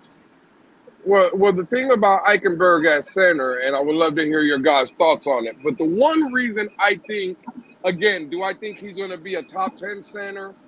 No. But maybe center might be the right position for him because we know left guard ain't. We know both tackle positions are probably not as well. But really, as center, bro, it's only really the help position. You're not really usually going one-on-one. It's usually to help either whatever guard spots, really. If they do, like stunts or whatever, you're there to help. If not, where the play, whatever side the play is designed to, you're going to go and help whatever side guard. I think Eichenberg might be able to do that, especially if you re-sign Robert Hunt. You got a good one there. And let's say this guy, Isaiah Wynn, pans out at left guard. You put him in between two guys, right, that are capable. And in the help position at center, again, I'm not saying he's going to be great, but even as a backup to Connor Williams, if that situation works out, or if Connor Williams is not there and he does have to step into a starting role, maybe center probably, again, is he going to be a top line center? Probably not if I had to put a guess on it. But could he get the job done? I don't, maybe. To Batman's point, I think he's trying to find a spot on this roster, and maybe center is that spot for him. Well, if you think about it, Lewis, we were complaining at this time last year that they're moving Williams from guard to center, and we've seen how that worked out. So they seem to know where to put these players where they're playing their best. So maybe you're right. Maybe the thing about me with the center position, you're right, Lewis, and a lot of people are going to agree with me as well, is that you have to be able to call like all these stunts as far as blitzes and everything. You got to be smart. You got to be a very smart player. And again, I don't think he's a dumb player, Batman. Well, hang on. We clown on this man because he runs into his own guys. He trips on his own feet. He's always doing stupid things. So can the center position help him? Yeah, of course. But is he going to be able to call out all those blitzes from defensive tackles coming at him? Is he going to be able to call blitzes from the linebackers coming from behind? Is he going to be able to judge when those blitzes come in and the pressure? I don't know about that. I don't know about that. Yeah, we would have to see. Absolutely. I mean, that would definitely be a concern. But I would just ask you this, Batman. Before this season, did you think Connor Williams could do it? Well, at least Connor, we knew he was a good left guard. At least he was a top 12 guard in the league. But you're not calling out none of the stuff. Again, I get you. But Connor Williams at left guard at Dallas ain't calling out no blitzes. He ain't calling out nothing. And he was able to do it. And to Thomas's point, I think Liam Eichenberg is just a bad player at left guard in either tackle spot. But as far as being dumb, bro, he went to Notre Dame for 4 years. I mean, that's basically an Ivy League school if you think about it. It's more academics than anything. I don't think he's a dumb player. So Exactly. It would be a concern, but I think he would be able to learn it.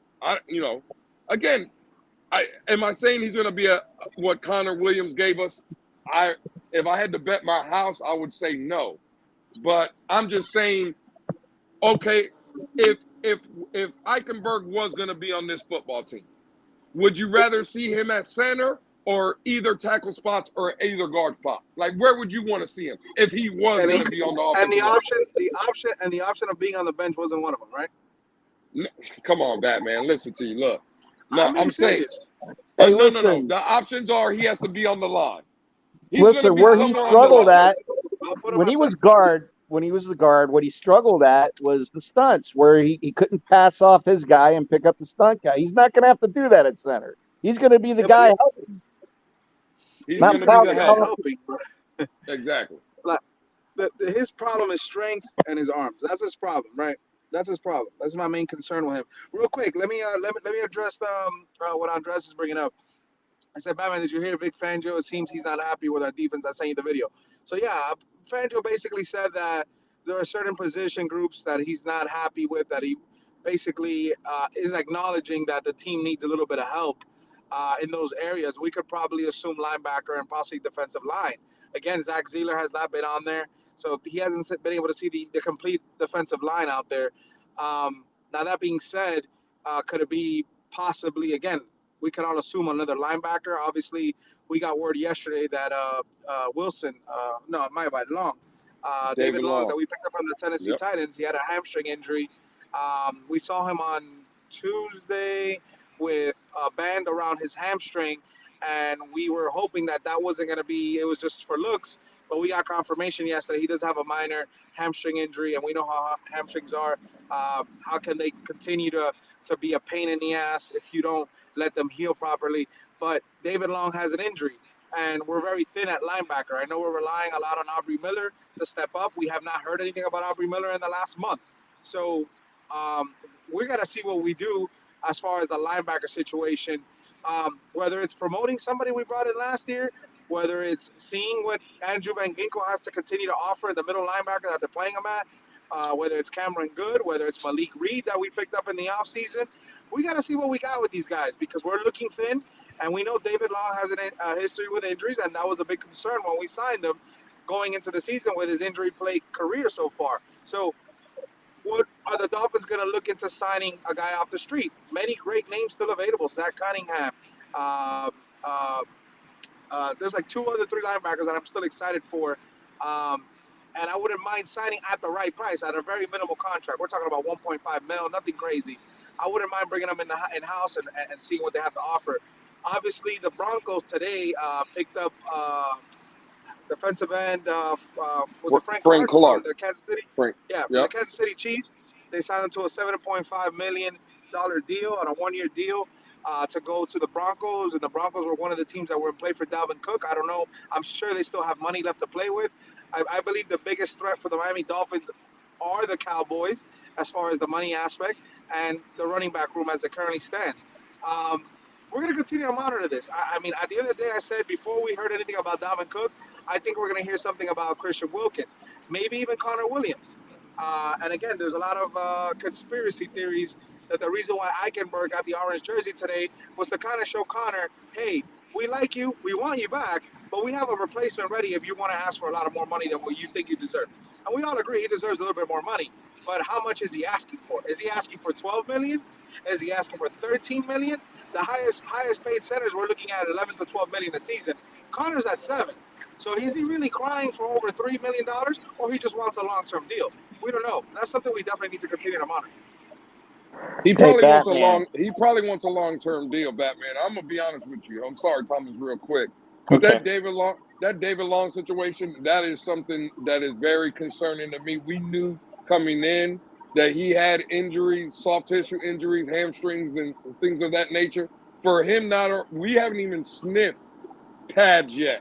And for this man to already kind of be dealing with hamstring injury, that is very concerning with me. I'm gonna be honest. I'm with you. If I can get like a Quan Alexander, a Deion Jones, a guy like that at $1.5, $2 million, that would be an option for me. I'm going to give you the name again. And again, I don't want to take all the credit for it. I heard it. We had made some conversation about it. Andrew, don't be surprised if Andrew Van Ginkel has a big role inside this year. I'm telling you now. Vic Fangio, we all know. Van Ginkel was getting ready to walk this offseason. Vic Fangio he was signing. I don't know where he was signing, Batman, but he was going. It was the Patriots. It was the Patriots. Okay, well, he was as good. He was as good as gone. And one guy in this organization made that phone call, and it was Vic Fangio. I think Vic Fangio put on that tape, just like we give McDaniel credit for putting on Tua's tape and watching film and going up to certain players. I think Vic Fangio identified a guy on this defense, and Andrew Van Ginkel put on his tape, not only from the NFL, but from college, and said, I can work with this guy. Do not be surprised if Andrew Van Ginkel plays a lot bigger role inside than everybody thinks he is. I'm telling you that right now. And I think what Fangio was doing today is it's not the defensive line. I think he's really happy with this defensive line. I think he shot across the bow, Tyndall's way and Cameron Good's way. I'm not happy with my depth right now to light a fire under their asses. Okay? The Tyndall needs to pick it up.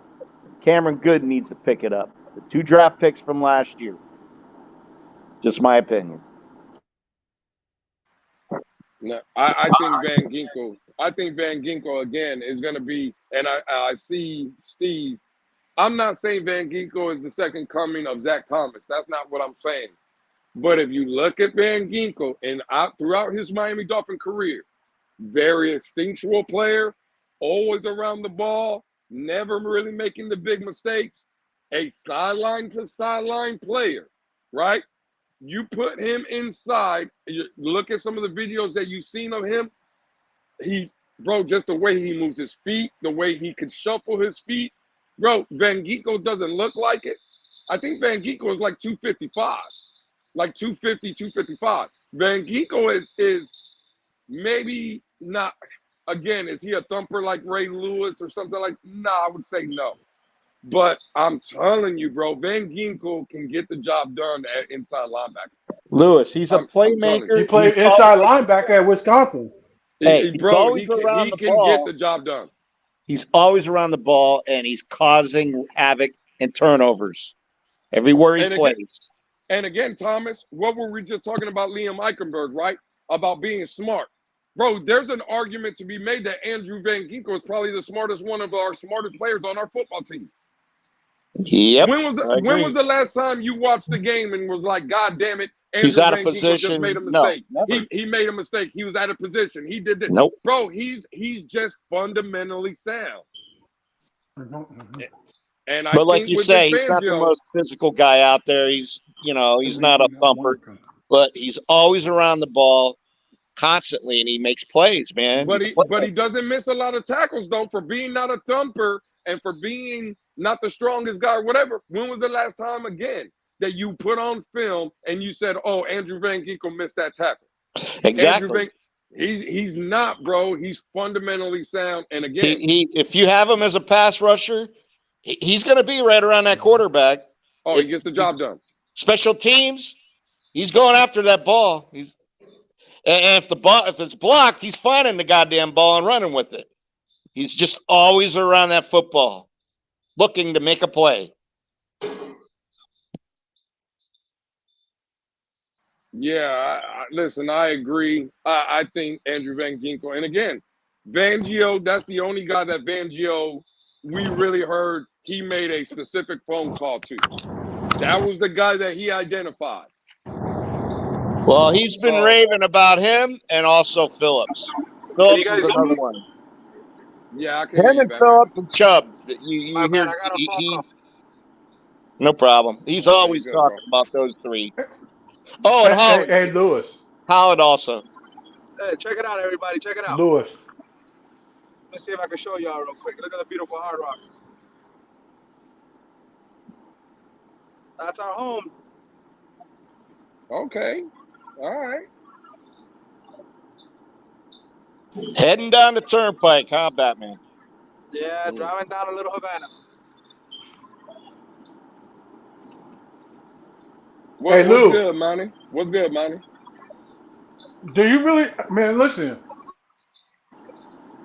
I don't know if it's through the show, through Batman show or tailgate or through the spaces. Like I'm not getting a good vibe of what I'm getting from Tyndall. Like I'm thinking this guy might be on the verge of getting He's cut, hurt. man. I, you He's know, hurt. I don't really know about Tyndall, man. No man, I think there's major concern with Tyndall, in my opinion. Certain things I've heard, it's just not looking good for him. You know, it just, I don't know if it's work ethic. I don't know if he's hurt. I don't know if he's not picking it up quick. I mean, listen, it could be all three of those things. I would just say this, Mountie. I think there's every day that passes, there's more growing concern about Channing Tindall. I'll just say that. So I don't know. Well, every time the reporters, I want to hear something about my boy Aubrey Miller though. Listen, UDFA. I think he does make the roster. I just don't know what a role he has. Again, I think if David Long is is available to play, I think he's going to play. Obviously, Jerome Baker, and again, I think Andrew Van Ginkel plays a big role in that. I'm not going to lie to you. So wherever Aubrey Miller might be able to fit in, I do think he makes the team. Shit, Aubrey Miller and David Long Jr. is the same fucking player, right? The same size, everything, ain't it? I think Aubrey Miller is. I think they're the more same size in like height, but I don't think if you look at some of the videos that's come out, bro, Aubrey Miller is another one. He's compact. He's probably the biggest linebacker we have. Like wide, being like sturdy. I would say probably Aubrey Miller is that guy. But again, are we gonna base this season on a UDFA linebacker? Like. I tell you what. Listen. Hey, I'll be back in a minute. I gotta Aubrey go. Miller reminds me. I'll be back. Aubrey Miller reminds me of Thomas. Aubrey Miller reminds me of London Fletcher. Damn. Not really big, not real tall. That's a good comp. But short and squatty and will stick your ass. Yeah, and it will stick your ass. I can see that. Fucking Dexter Coakley, Sam Mills. If he's anything remotely close to London Fletcher, we're in for a treat. Yeah, I think he's gonna be. Until you see that motherfucker start sticking motherfuckers. Yeah, but I don't think he's gonna be that this season, though, Mountie. I don't think you're gonna see that this season. Listen, this is a game of opportunity. I don't know. It's a game of opportunity, and if listen, this is the thing that I would like to see from Miller, because we all thought when Lewis told me, hey, we brought in this guy, a drafted linebacker from Jackson State, and he looks solid. I like what he has to offer. Let's see what he has to offer. And I saw the highlights of this guy, and I was like, holy shit, how did this guy go undrafted? So I'm like, well, I mean, I think this is going to be our Preston Williams of this season. You know what I mean? This is going to be our what's his name? Drawing a blank right now. Our cornerback that we picked up a couple years back. Our undrafted guy. Robert Nick Jones, Needham? like 2 years ago. Robert Jones 2 years ago. Nick Needham 3 years ago. Preston Williams 3 years ago. Like, is this going to be that guy? And then at the end, those guys, how did they get good? They got an opportunity. So if Aubrey Miller steps in, he shows you signs that this guy is the real deal Holyfield, even though it's his rookie year, and he's playing with an elite defense. If he shows you any competence as far as the linebacker position, and he can fill in a role, the Dolphins are in for a treat. Now, if I'm Miller, this is the thing. If I'm Miller, I am putting the necessary work I need to put in, whether it's seeking help outside of the Miami Dolphins coaching staff. You got a month and a half right now before you get back into training camp. If I'm Aubrey Miller, I am reaching out to a top linebacker that's retired and teach me the ropes. I don't care what it takes. Teach me the ropes. I want to be a premier guy. I got a month and a half. Instead of him fucking around and going to Hawaii and hanging out in Orlando and eating shit in the offseason for a month and a half, put in the work. Get some insight I from don't. I somebody don't. who's done this on a high level. Batman. Well, from what I hear about Aubrey Miller, that's he's far from that shit. I think he's a very committed guy. He's focused. He's a smart guy. He's an astute guy.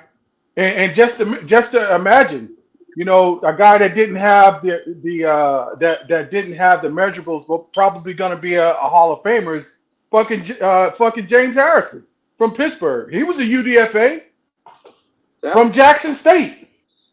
Yep. That motherfucker is one of the most feared linebackers in the fucking game. That dude will knock your fucking nuts off. But that's what I'm trying to say, Bounty. Reach out to a Harrison.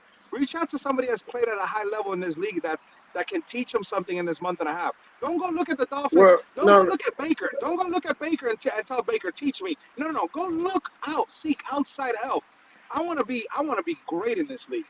I want to be good. Yeah. No disrespect. Yeah, I get. And I get what Monty's saying, and that's another great guy to compare Aubrey Miller to and James Harrison. But if you remember, just watch the 30-30 that they did on James Harrison or the Football Life or whatever it is. Bro, he was cut several times. It's like, I get it, but Aubrey Miller's not going to be that this season. I don't care if he calls James Harrison and they work out until training camp and the preseason starts in a month and a half, 2 months.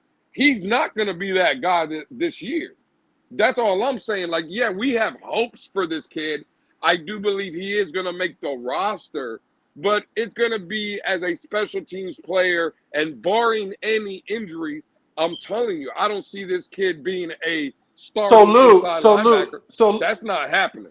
So Lou, let me ask you this: do you believe in unicorns?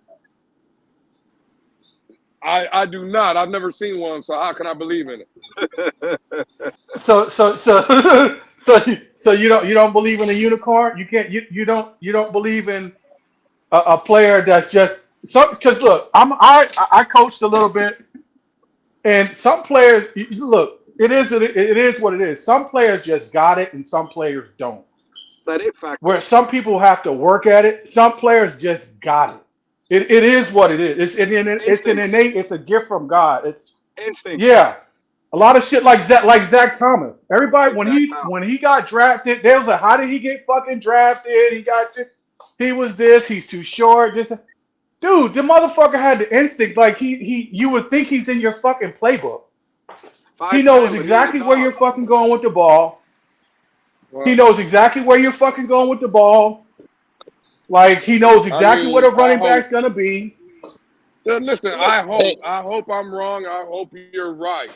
I just don't see it this year. I could, and again, I hope I'm wrong, and I hope everything you're saying, Mountie, is 1,000% correct.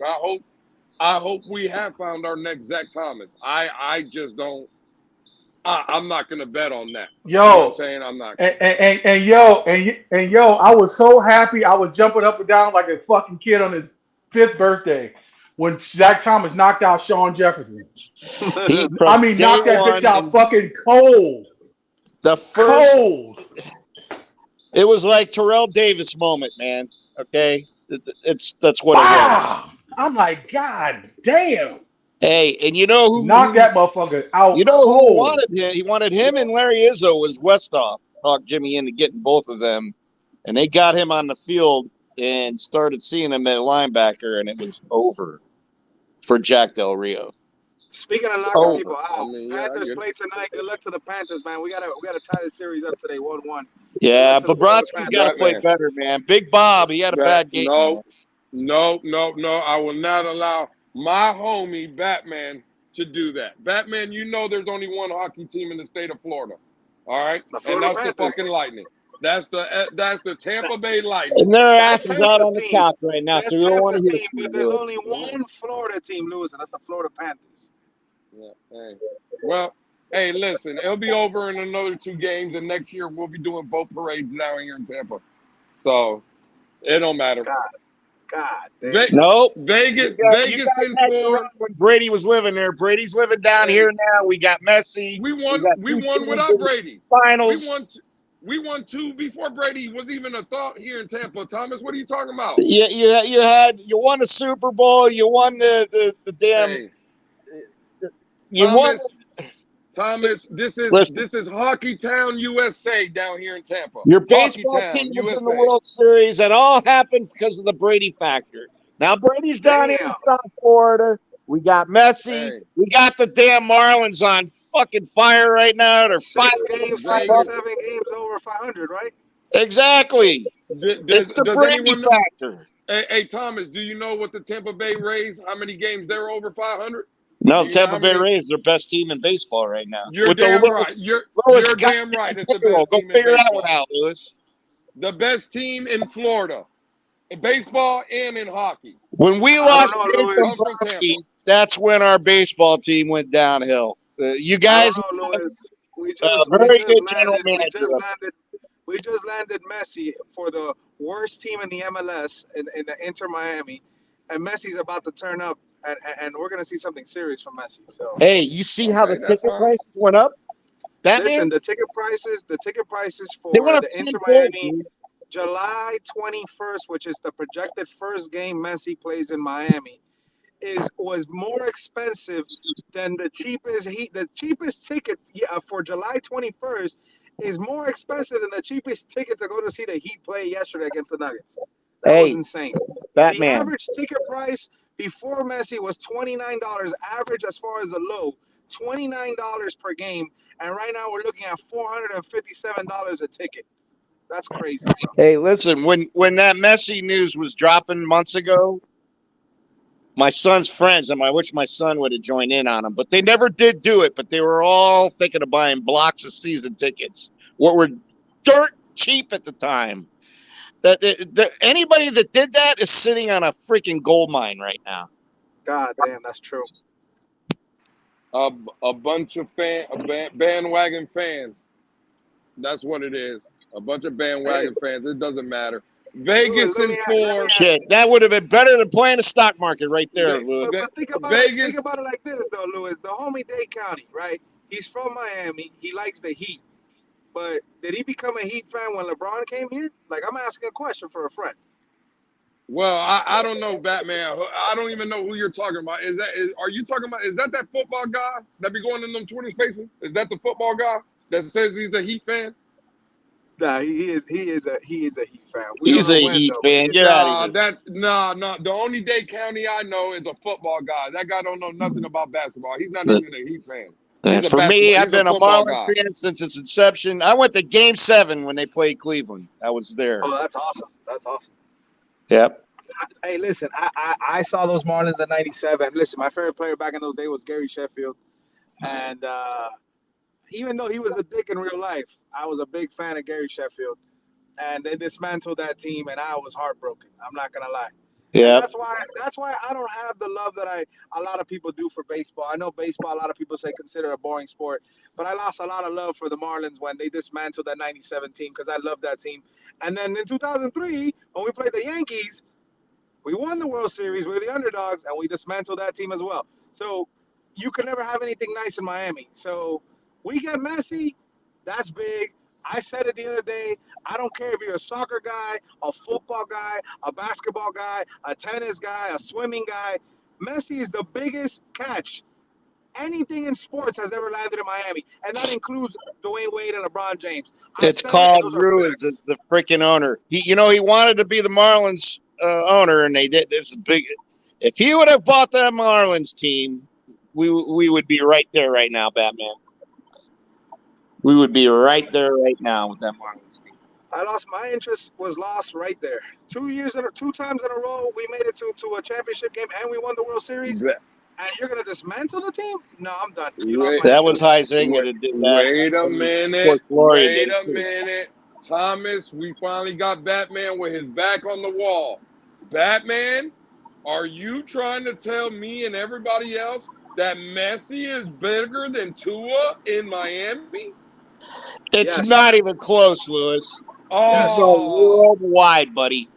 Batman Just is look a at the traitor. Twitter account. His Twitter account is ridiculous. The comparison I said yesterday was just picture if Michael Jordan played his whole career in Europe and decided to come to Miami, to the Miami Heat out of nowhere.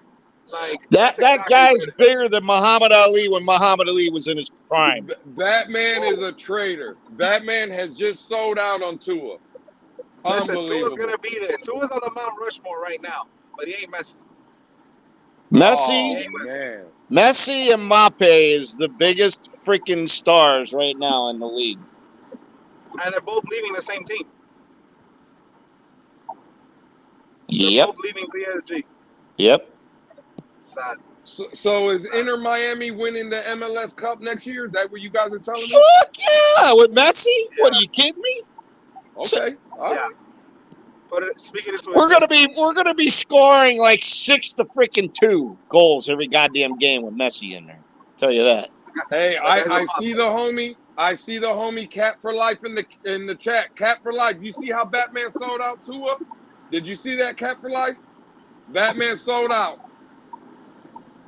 Unbelievable. Unbelievable, Cat for Life. Cat for Life, get up here, bro. We gotta get on Batman. I can't believe what I just heard. Messi makes LeBron look like a tinker toy, okay, with his followers. Not even close. Yeah, Messi's a whole listen, I don't like to get spiritual or anything like that because I'm not trying to offend anybody, and that's not what I'm about to say right now, I'm not trying to offend anybody. But the caliber of Messi, that is what you consider a god in the sport. That is the closest thing when it comes to sporting to a god. That Messi is that type. Even though he's 35, I think he still has 2 good solid years to show out and bring the MLS to where it needs to be. Because the MLS is not, in all reality, it's not a real league. And hopefully he can attract more talent like David Beckham did before, and Ibrahimovic did. Hopefully Messi can do that with international players wanting to come to MLS on different teams throughout the U.S. and expand the game even further. Because, listen, a lot of teams are not going to – I know, MLS is different. They don't have an open bank account. You can say, hey, I'm going to bring everybody in because they do have a cap. But if he's able to bring more international players to come and expand the sport, that's just going to help, the league in itself. This is a game-changing move. Listen, what Messi's going to bring to soccer down here is like what Shula brought to football down here. Okay? Damn. That's cap. That's cap. Absolutely not. You're going to see, I'm telling you. You'll see, Lewis. Hey, do we know what retirement home Melvin Ingram went to in Miami?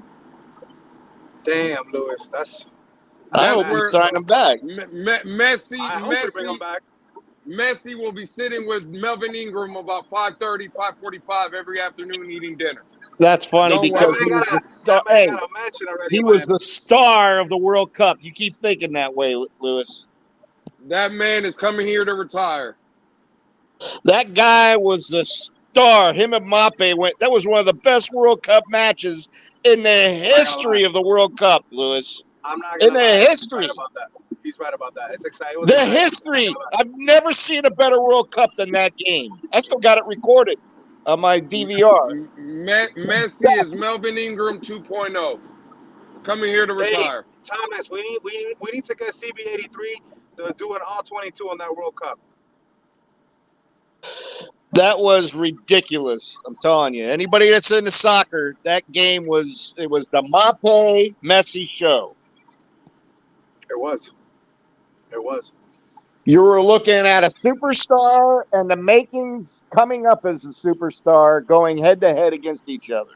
It was like it would have been like Brady and Mahomes. It would have been like if Kobe would have played LeBron in the final. Exactly. Is Messi's jersey going to sell more than Tua's jersey in the city of Miami? It probably will, unfortunately. Worldwide, it won't even be close. Think about it like this, Lewis.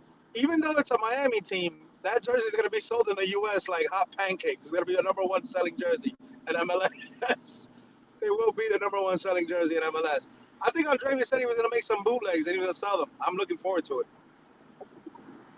Nah, I'm gonna go get the original. I've been talking a lot of mess, but I'm gonna go get that original Messi inner Miami jersey. Damn, bro. I heard there's a. I just don't like. It is It has a going collar to though, right? be. I don't like the collar on it. It don't have a. It has a collar, right? Hey, I don't live far. I'm right down the street from where they're at off of Commercial Boulevard. I'm not that far, and it's gonna be nuts there when he first. It says that the soccer world now runs through Commercial Boulevard. That's what they say. Correct. Correct. It does. And I used to go back then. It was called Lockhart Stadium. We used to go to the soccer games. I've never been to the stadium, but I drive by it at least twice in the mornings when I go down to Oakland, and I literally, like, the stadium is to my left. I'm driving on the side of the stadium. They've remodeled that stadium, like you said, what it was before. But they definitely need to expand it now. I mean, now they're going to add seats to that thing. All the corners are going to be seats guaranteed. They have to, because like there's too small of a stadium to be able to attract that many people. Because it's not just people from Miami. You're attracting people from around the world now to come here. It's an excuse for people to come to Miami now. You know how many Argentine people live here in Miami? Oh yeah, we have a lot. And Brazilians. Yep. It's gonna be a spectacle. But listen, back to the Tua talk, because that's what everybody comes here for. Listen, we're excited. good segue. We're excited. Listen, we're all excited. At the end of the day, we have a Tua. Oh, shout out to the homie Stephen D. He called me today. Shout out to the homie Stephen D. He's gonna be at Vesasur tonight, doing the Panthers game. I don't know if he's going live on YouTube. I know the homie Shake Money is going live, or he's live right now on Larry's platform. I guess he's doing an interview today with somebody. But yeah, I like I said, I appreciate everybody. I'm still gonna kick it for another 10 minutes, 10, 15 minutes. I'm stuck on bumper to bumper traffic right now as we speak on I-95. But yeah, man. Listen, we're an official on Dalvin Cook watch. I mean, if I was a betting man, I would bet on Dalvin Cook being a Dolphin. I would bet it. I'll go as high as $100. It's definitely going to happen, Batman. It's going to happen. Yeah. I think a lot of the people in the fan base, and again, about 2 hours ago, give or take, he posted a story on his Instagram when he was exiting the Vikings-Dolphins game here at the Hard Rock, and he looked very happy because obviously, they won. And it was just nostalgic. Is he messing with us at this point? Is he trying to tell us something? Is he trying to just have conversation for over the weekend? But he definitely posted a picture, of him exiting the Dolphin Stadium, happy. He looked like he was dancing on his way to the tunnel. But we got to keep in mind, he's from down here. He's probably right here right now. He goes on a lot of fishing trips.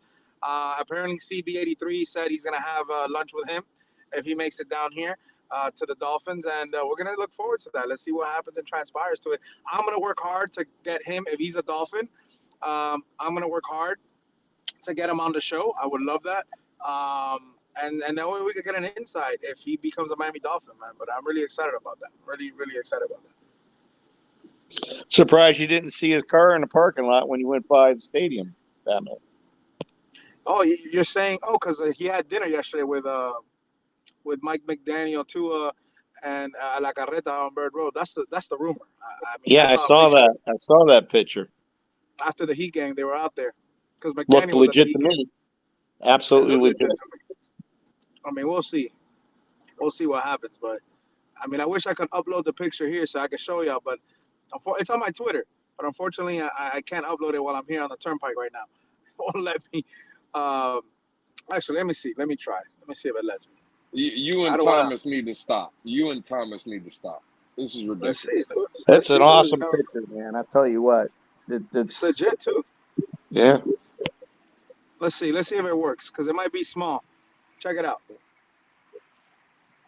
There they are, the boys hanging out. Was that La Coretta? That's like a red on Bird Road. They were getting Cuban cuisine. Yeah. Cuban cuisine. Getting a cafe cubano as we speak.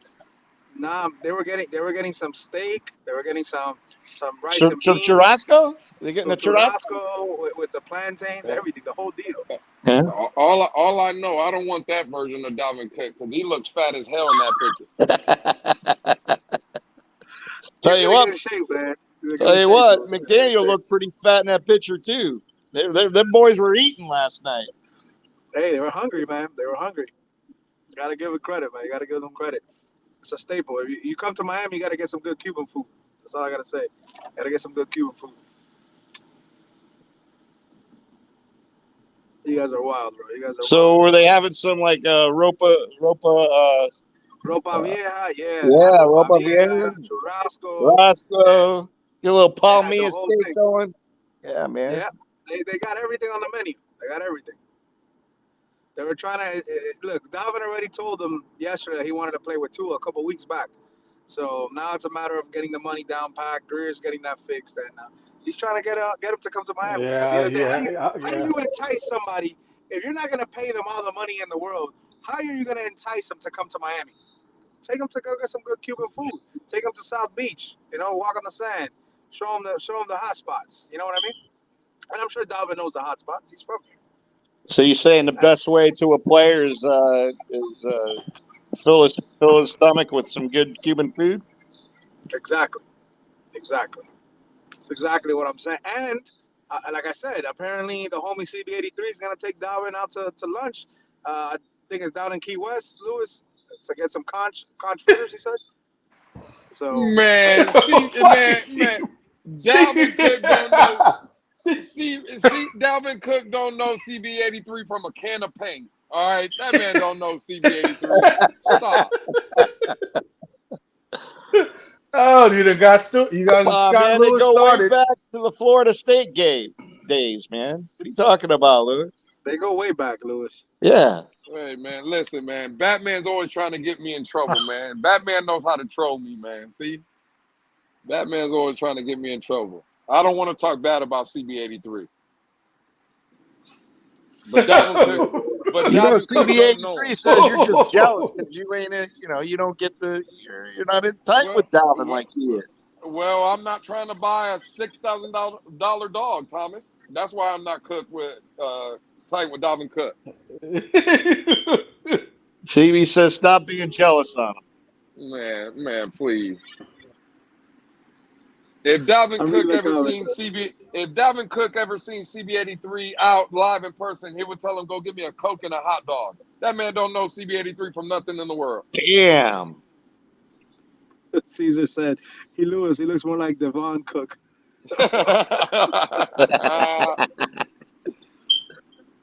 Oh, man.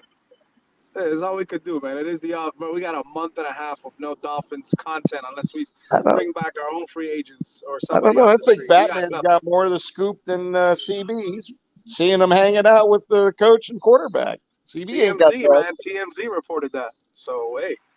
Well, look, it's not a surprise. Batman definitely has a lot more information than CB83.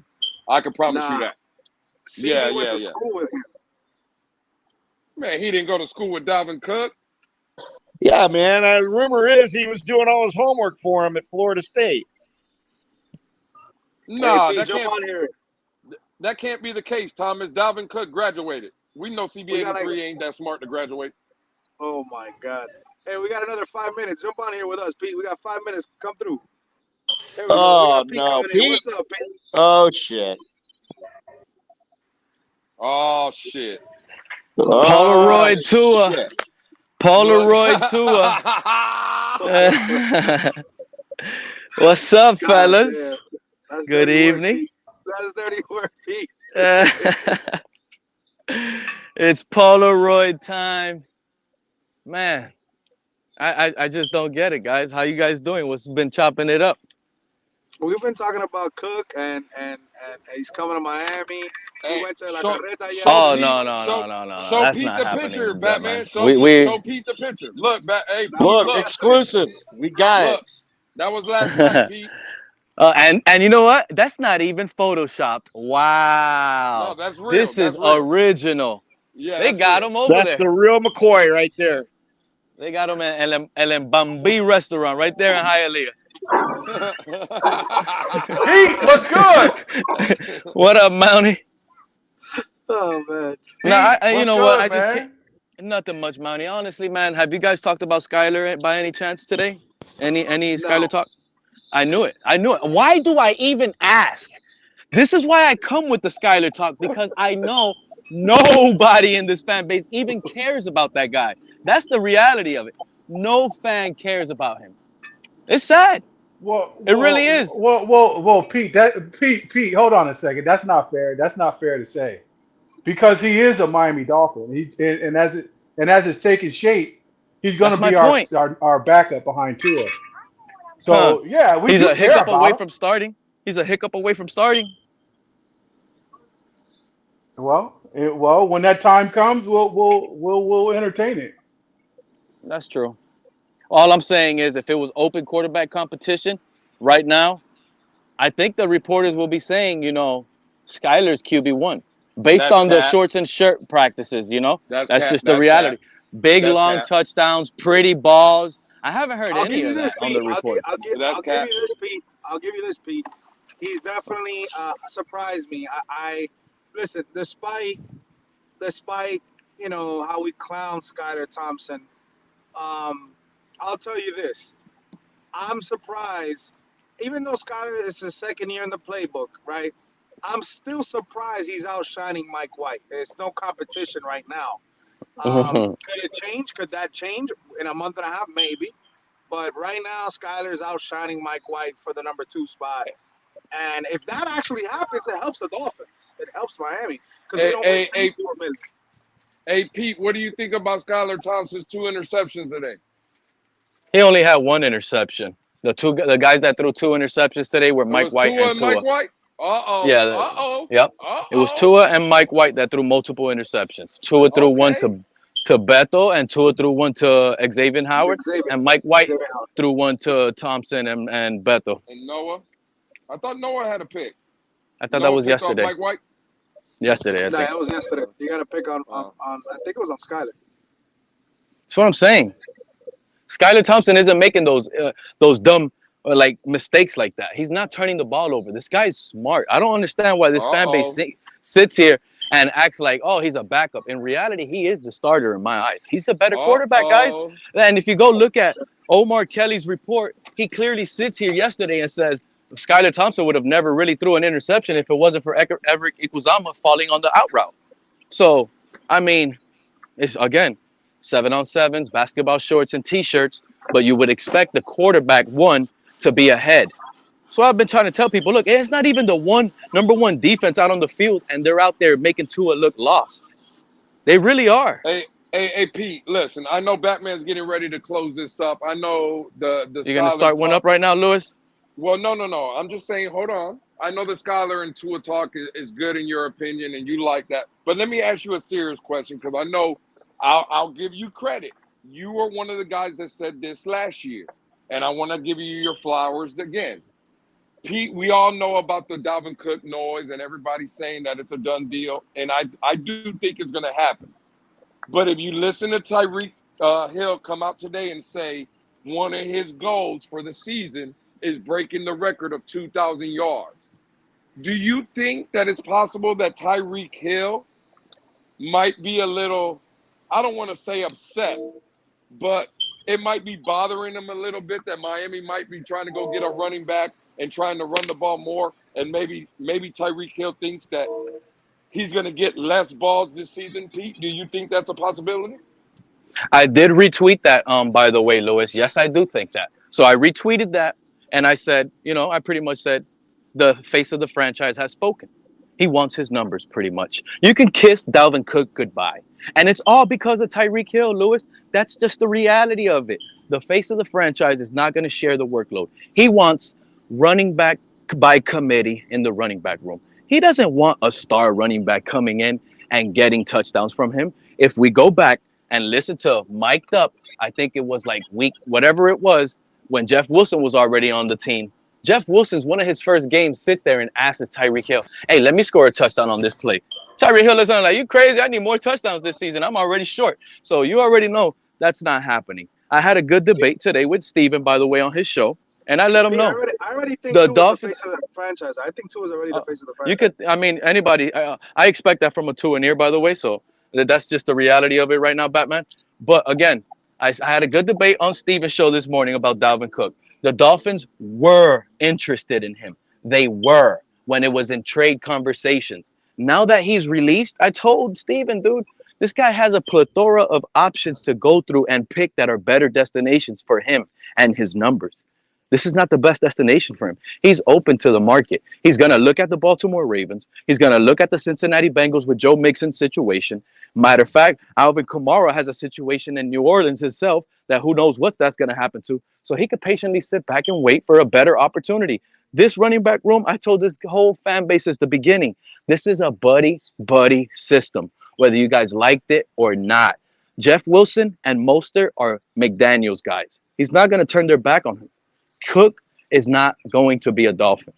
And I just can't wait till the fan base sits here and starts talking bad about Cook when he ends up in New York at the Jets or in a situation like that. Imagine he ends up in Buffalo, like I've been telling this fan base as well, to go share the load with his brother. Because if he's going to go anywhere to another team and be a running back by committee, why not go where your brother is? Why not? That's a better situation. You can help your brother and you can get yourself a Super Bowl ring in a more divisional team that actually won the division, not hoping if players can stay healthy. That's the reality of it. Cook, it's a fan-driven thing. That's it. It's over. It was a trade thing that was going to happen for a trade. We've moved on a long time ago. If that's your opinion, I mean, I respect it. I respect it. But at the end of the day, I think the face of the franchise now is Tua. It's Tua's team. Even though you could argue Tyreek, obviously the better player, and other guys, you could argue they're better player. But this is Tua's team now. He's a leader. We heard it in the interview we did yesterday. Like I said, he let his nuts hang, and at the end of the day, he's putting his nuts on everybody's forehead, and he's telling everybody, "Hey, this is my team, and I'm letting loose." And he's confident. I like that. I like a confident Tua is a dangerous Tua. It's scary hours right now for the Miami Dolphins, 100%. That's not true, but again, that's your opinion. Batman, look. I don't know how true it is, Batman, but look at Filthy Cat in the comment. They said they were in Tyreek Hill's, I guess, live stream, whatever, a couple of weeks ago, and they asked him specifically how he felt about Dalvin Cook maybe coming to Miami. And from what Filthy Cat is saying, it seemed like Tyreek Hill was kind of pushing back on it, like he didn't want it to happen. Been trying to tell this fan base. I don't know. And I had a debate, and I had a debate this morning about Steven trying to compare numbers. Dalvin Cook is a running back. You got to give a minimum of 250, if you can, 300 carries. With this defense, how this fan base sits here and says, oh, we're going to be a top 5 defense, then guess what? Vikings weren't a top 5 defense. They were bottom of the league defense, and that guy still had 250 carries. So you're going to tell me a team with a top 5 defense, you're not going to try to find a way to get this guy 300 carries? Come on. He's a premier running back. That's the reality of it. And he's not going to choose here because of that situation. And I had a good debate with Steven, thinking that, oh, if you give him 250 carries, the numbers with Tyreek Hill and Jalen Waddle are going to regress. That is a bold. That is not the truth.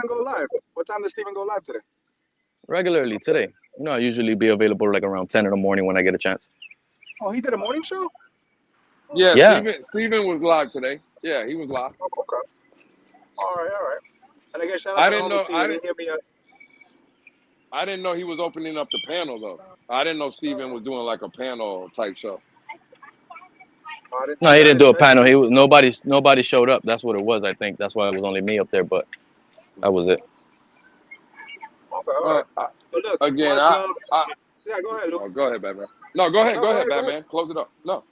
I just wanted to let Pete know we got a tour, right? And again, I got the exclusive footage from TMZ. Last night at La Carreta on Burr Road, you had Tua, Dalvin Cook, and McDaniel ordering some good Cuban food. I wish I had some Cuban food right now. Oh yeah, no, hold on.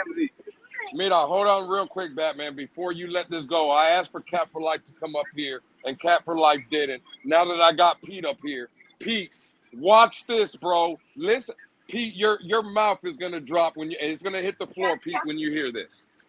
Batman, we just signed Messi to enter Miami. Who's a bigger star right now in Miami? Is it Messi or is it Tua, Batman? I have to agree, it's Messi, man, 100%. Did you hear that, Pete? Batman has sold out on Tua. He is no longer a Tua-neer. Yeah, he's not. Batman is not originally from Miami. By saying that, you could tell. Miami's a football town. Miami's a football town, bro. Miami's a football town, bro. Soccer just came. Soccer. Hey, soccer just finished coming around town like a few weeks ago, bro. What are you talking about? Go. What the hell are you talking about? Ain't no Messi. Nobody knows who Messi is over here in Miami. They're worried about the Dolphins playing better and the Heat are taking all the shine. Soccer. I cannot believe what Batman did. Listen, when we were playing football, haters. I'm not hating. I'm just saying the facts. When people used to try to play soccer at the park, we used to take the whole field. We're playing football. That's it. The soccer is not allowed over here, man. They just didn't want it. I cannot believe what I just heard, Pete, from Batman. I cannot believe what I just heard. But you know what, Batman? Check this out. Messi coming to Miami now makes it a more. That's a PR move. That's an old guy. He's not athletic like those young soccer guys. That's a PR move. That's to bring attention to Miami and the soccer genre. Be honest with yourself, guys. I'm going to give credit to a homie I haven't spoken to in a couple of years. But I will say this. He told me this 15 years ago, and I laughed in his face when he said it. And I'm going to shout him out. My boy Align, Enzo Red.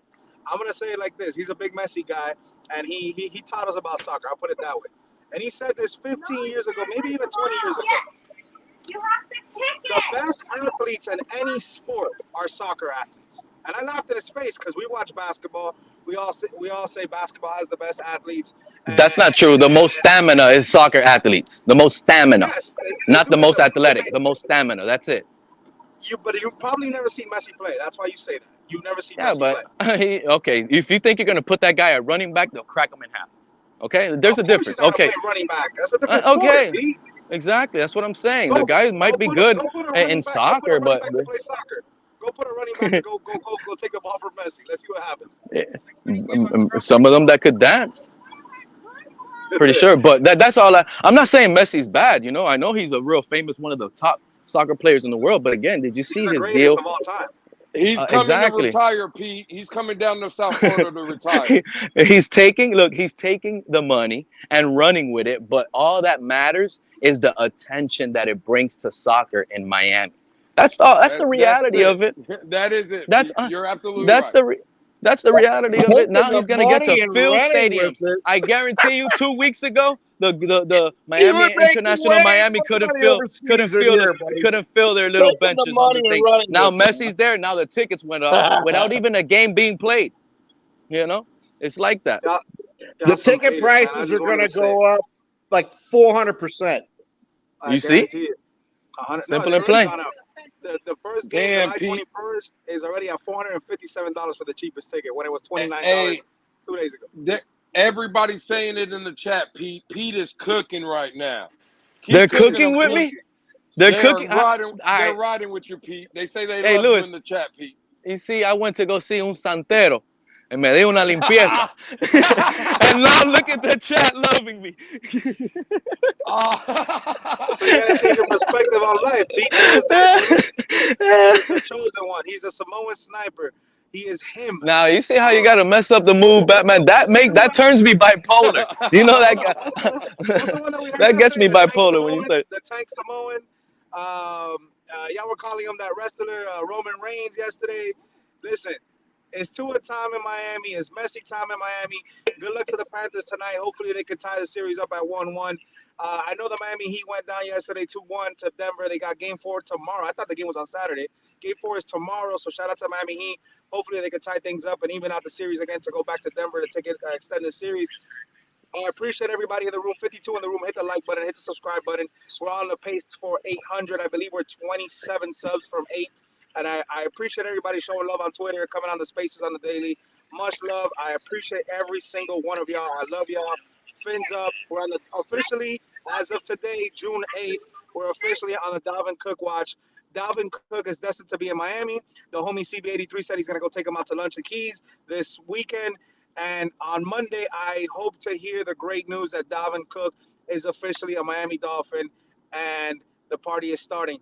Messi and Cook in the same week, holy shit. The world is going to stop. So much love to everybody. Fins up. Everybody have a blessed day. Love y'all, man.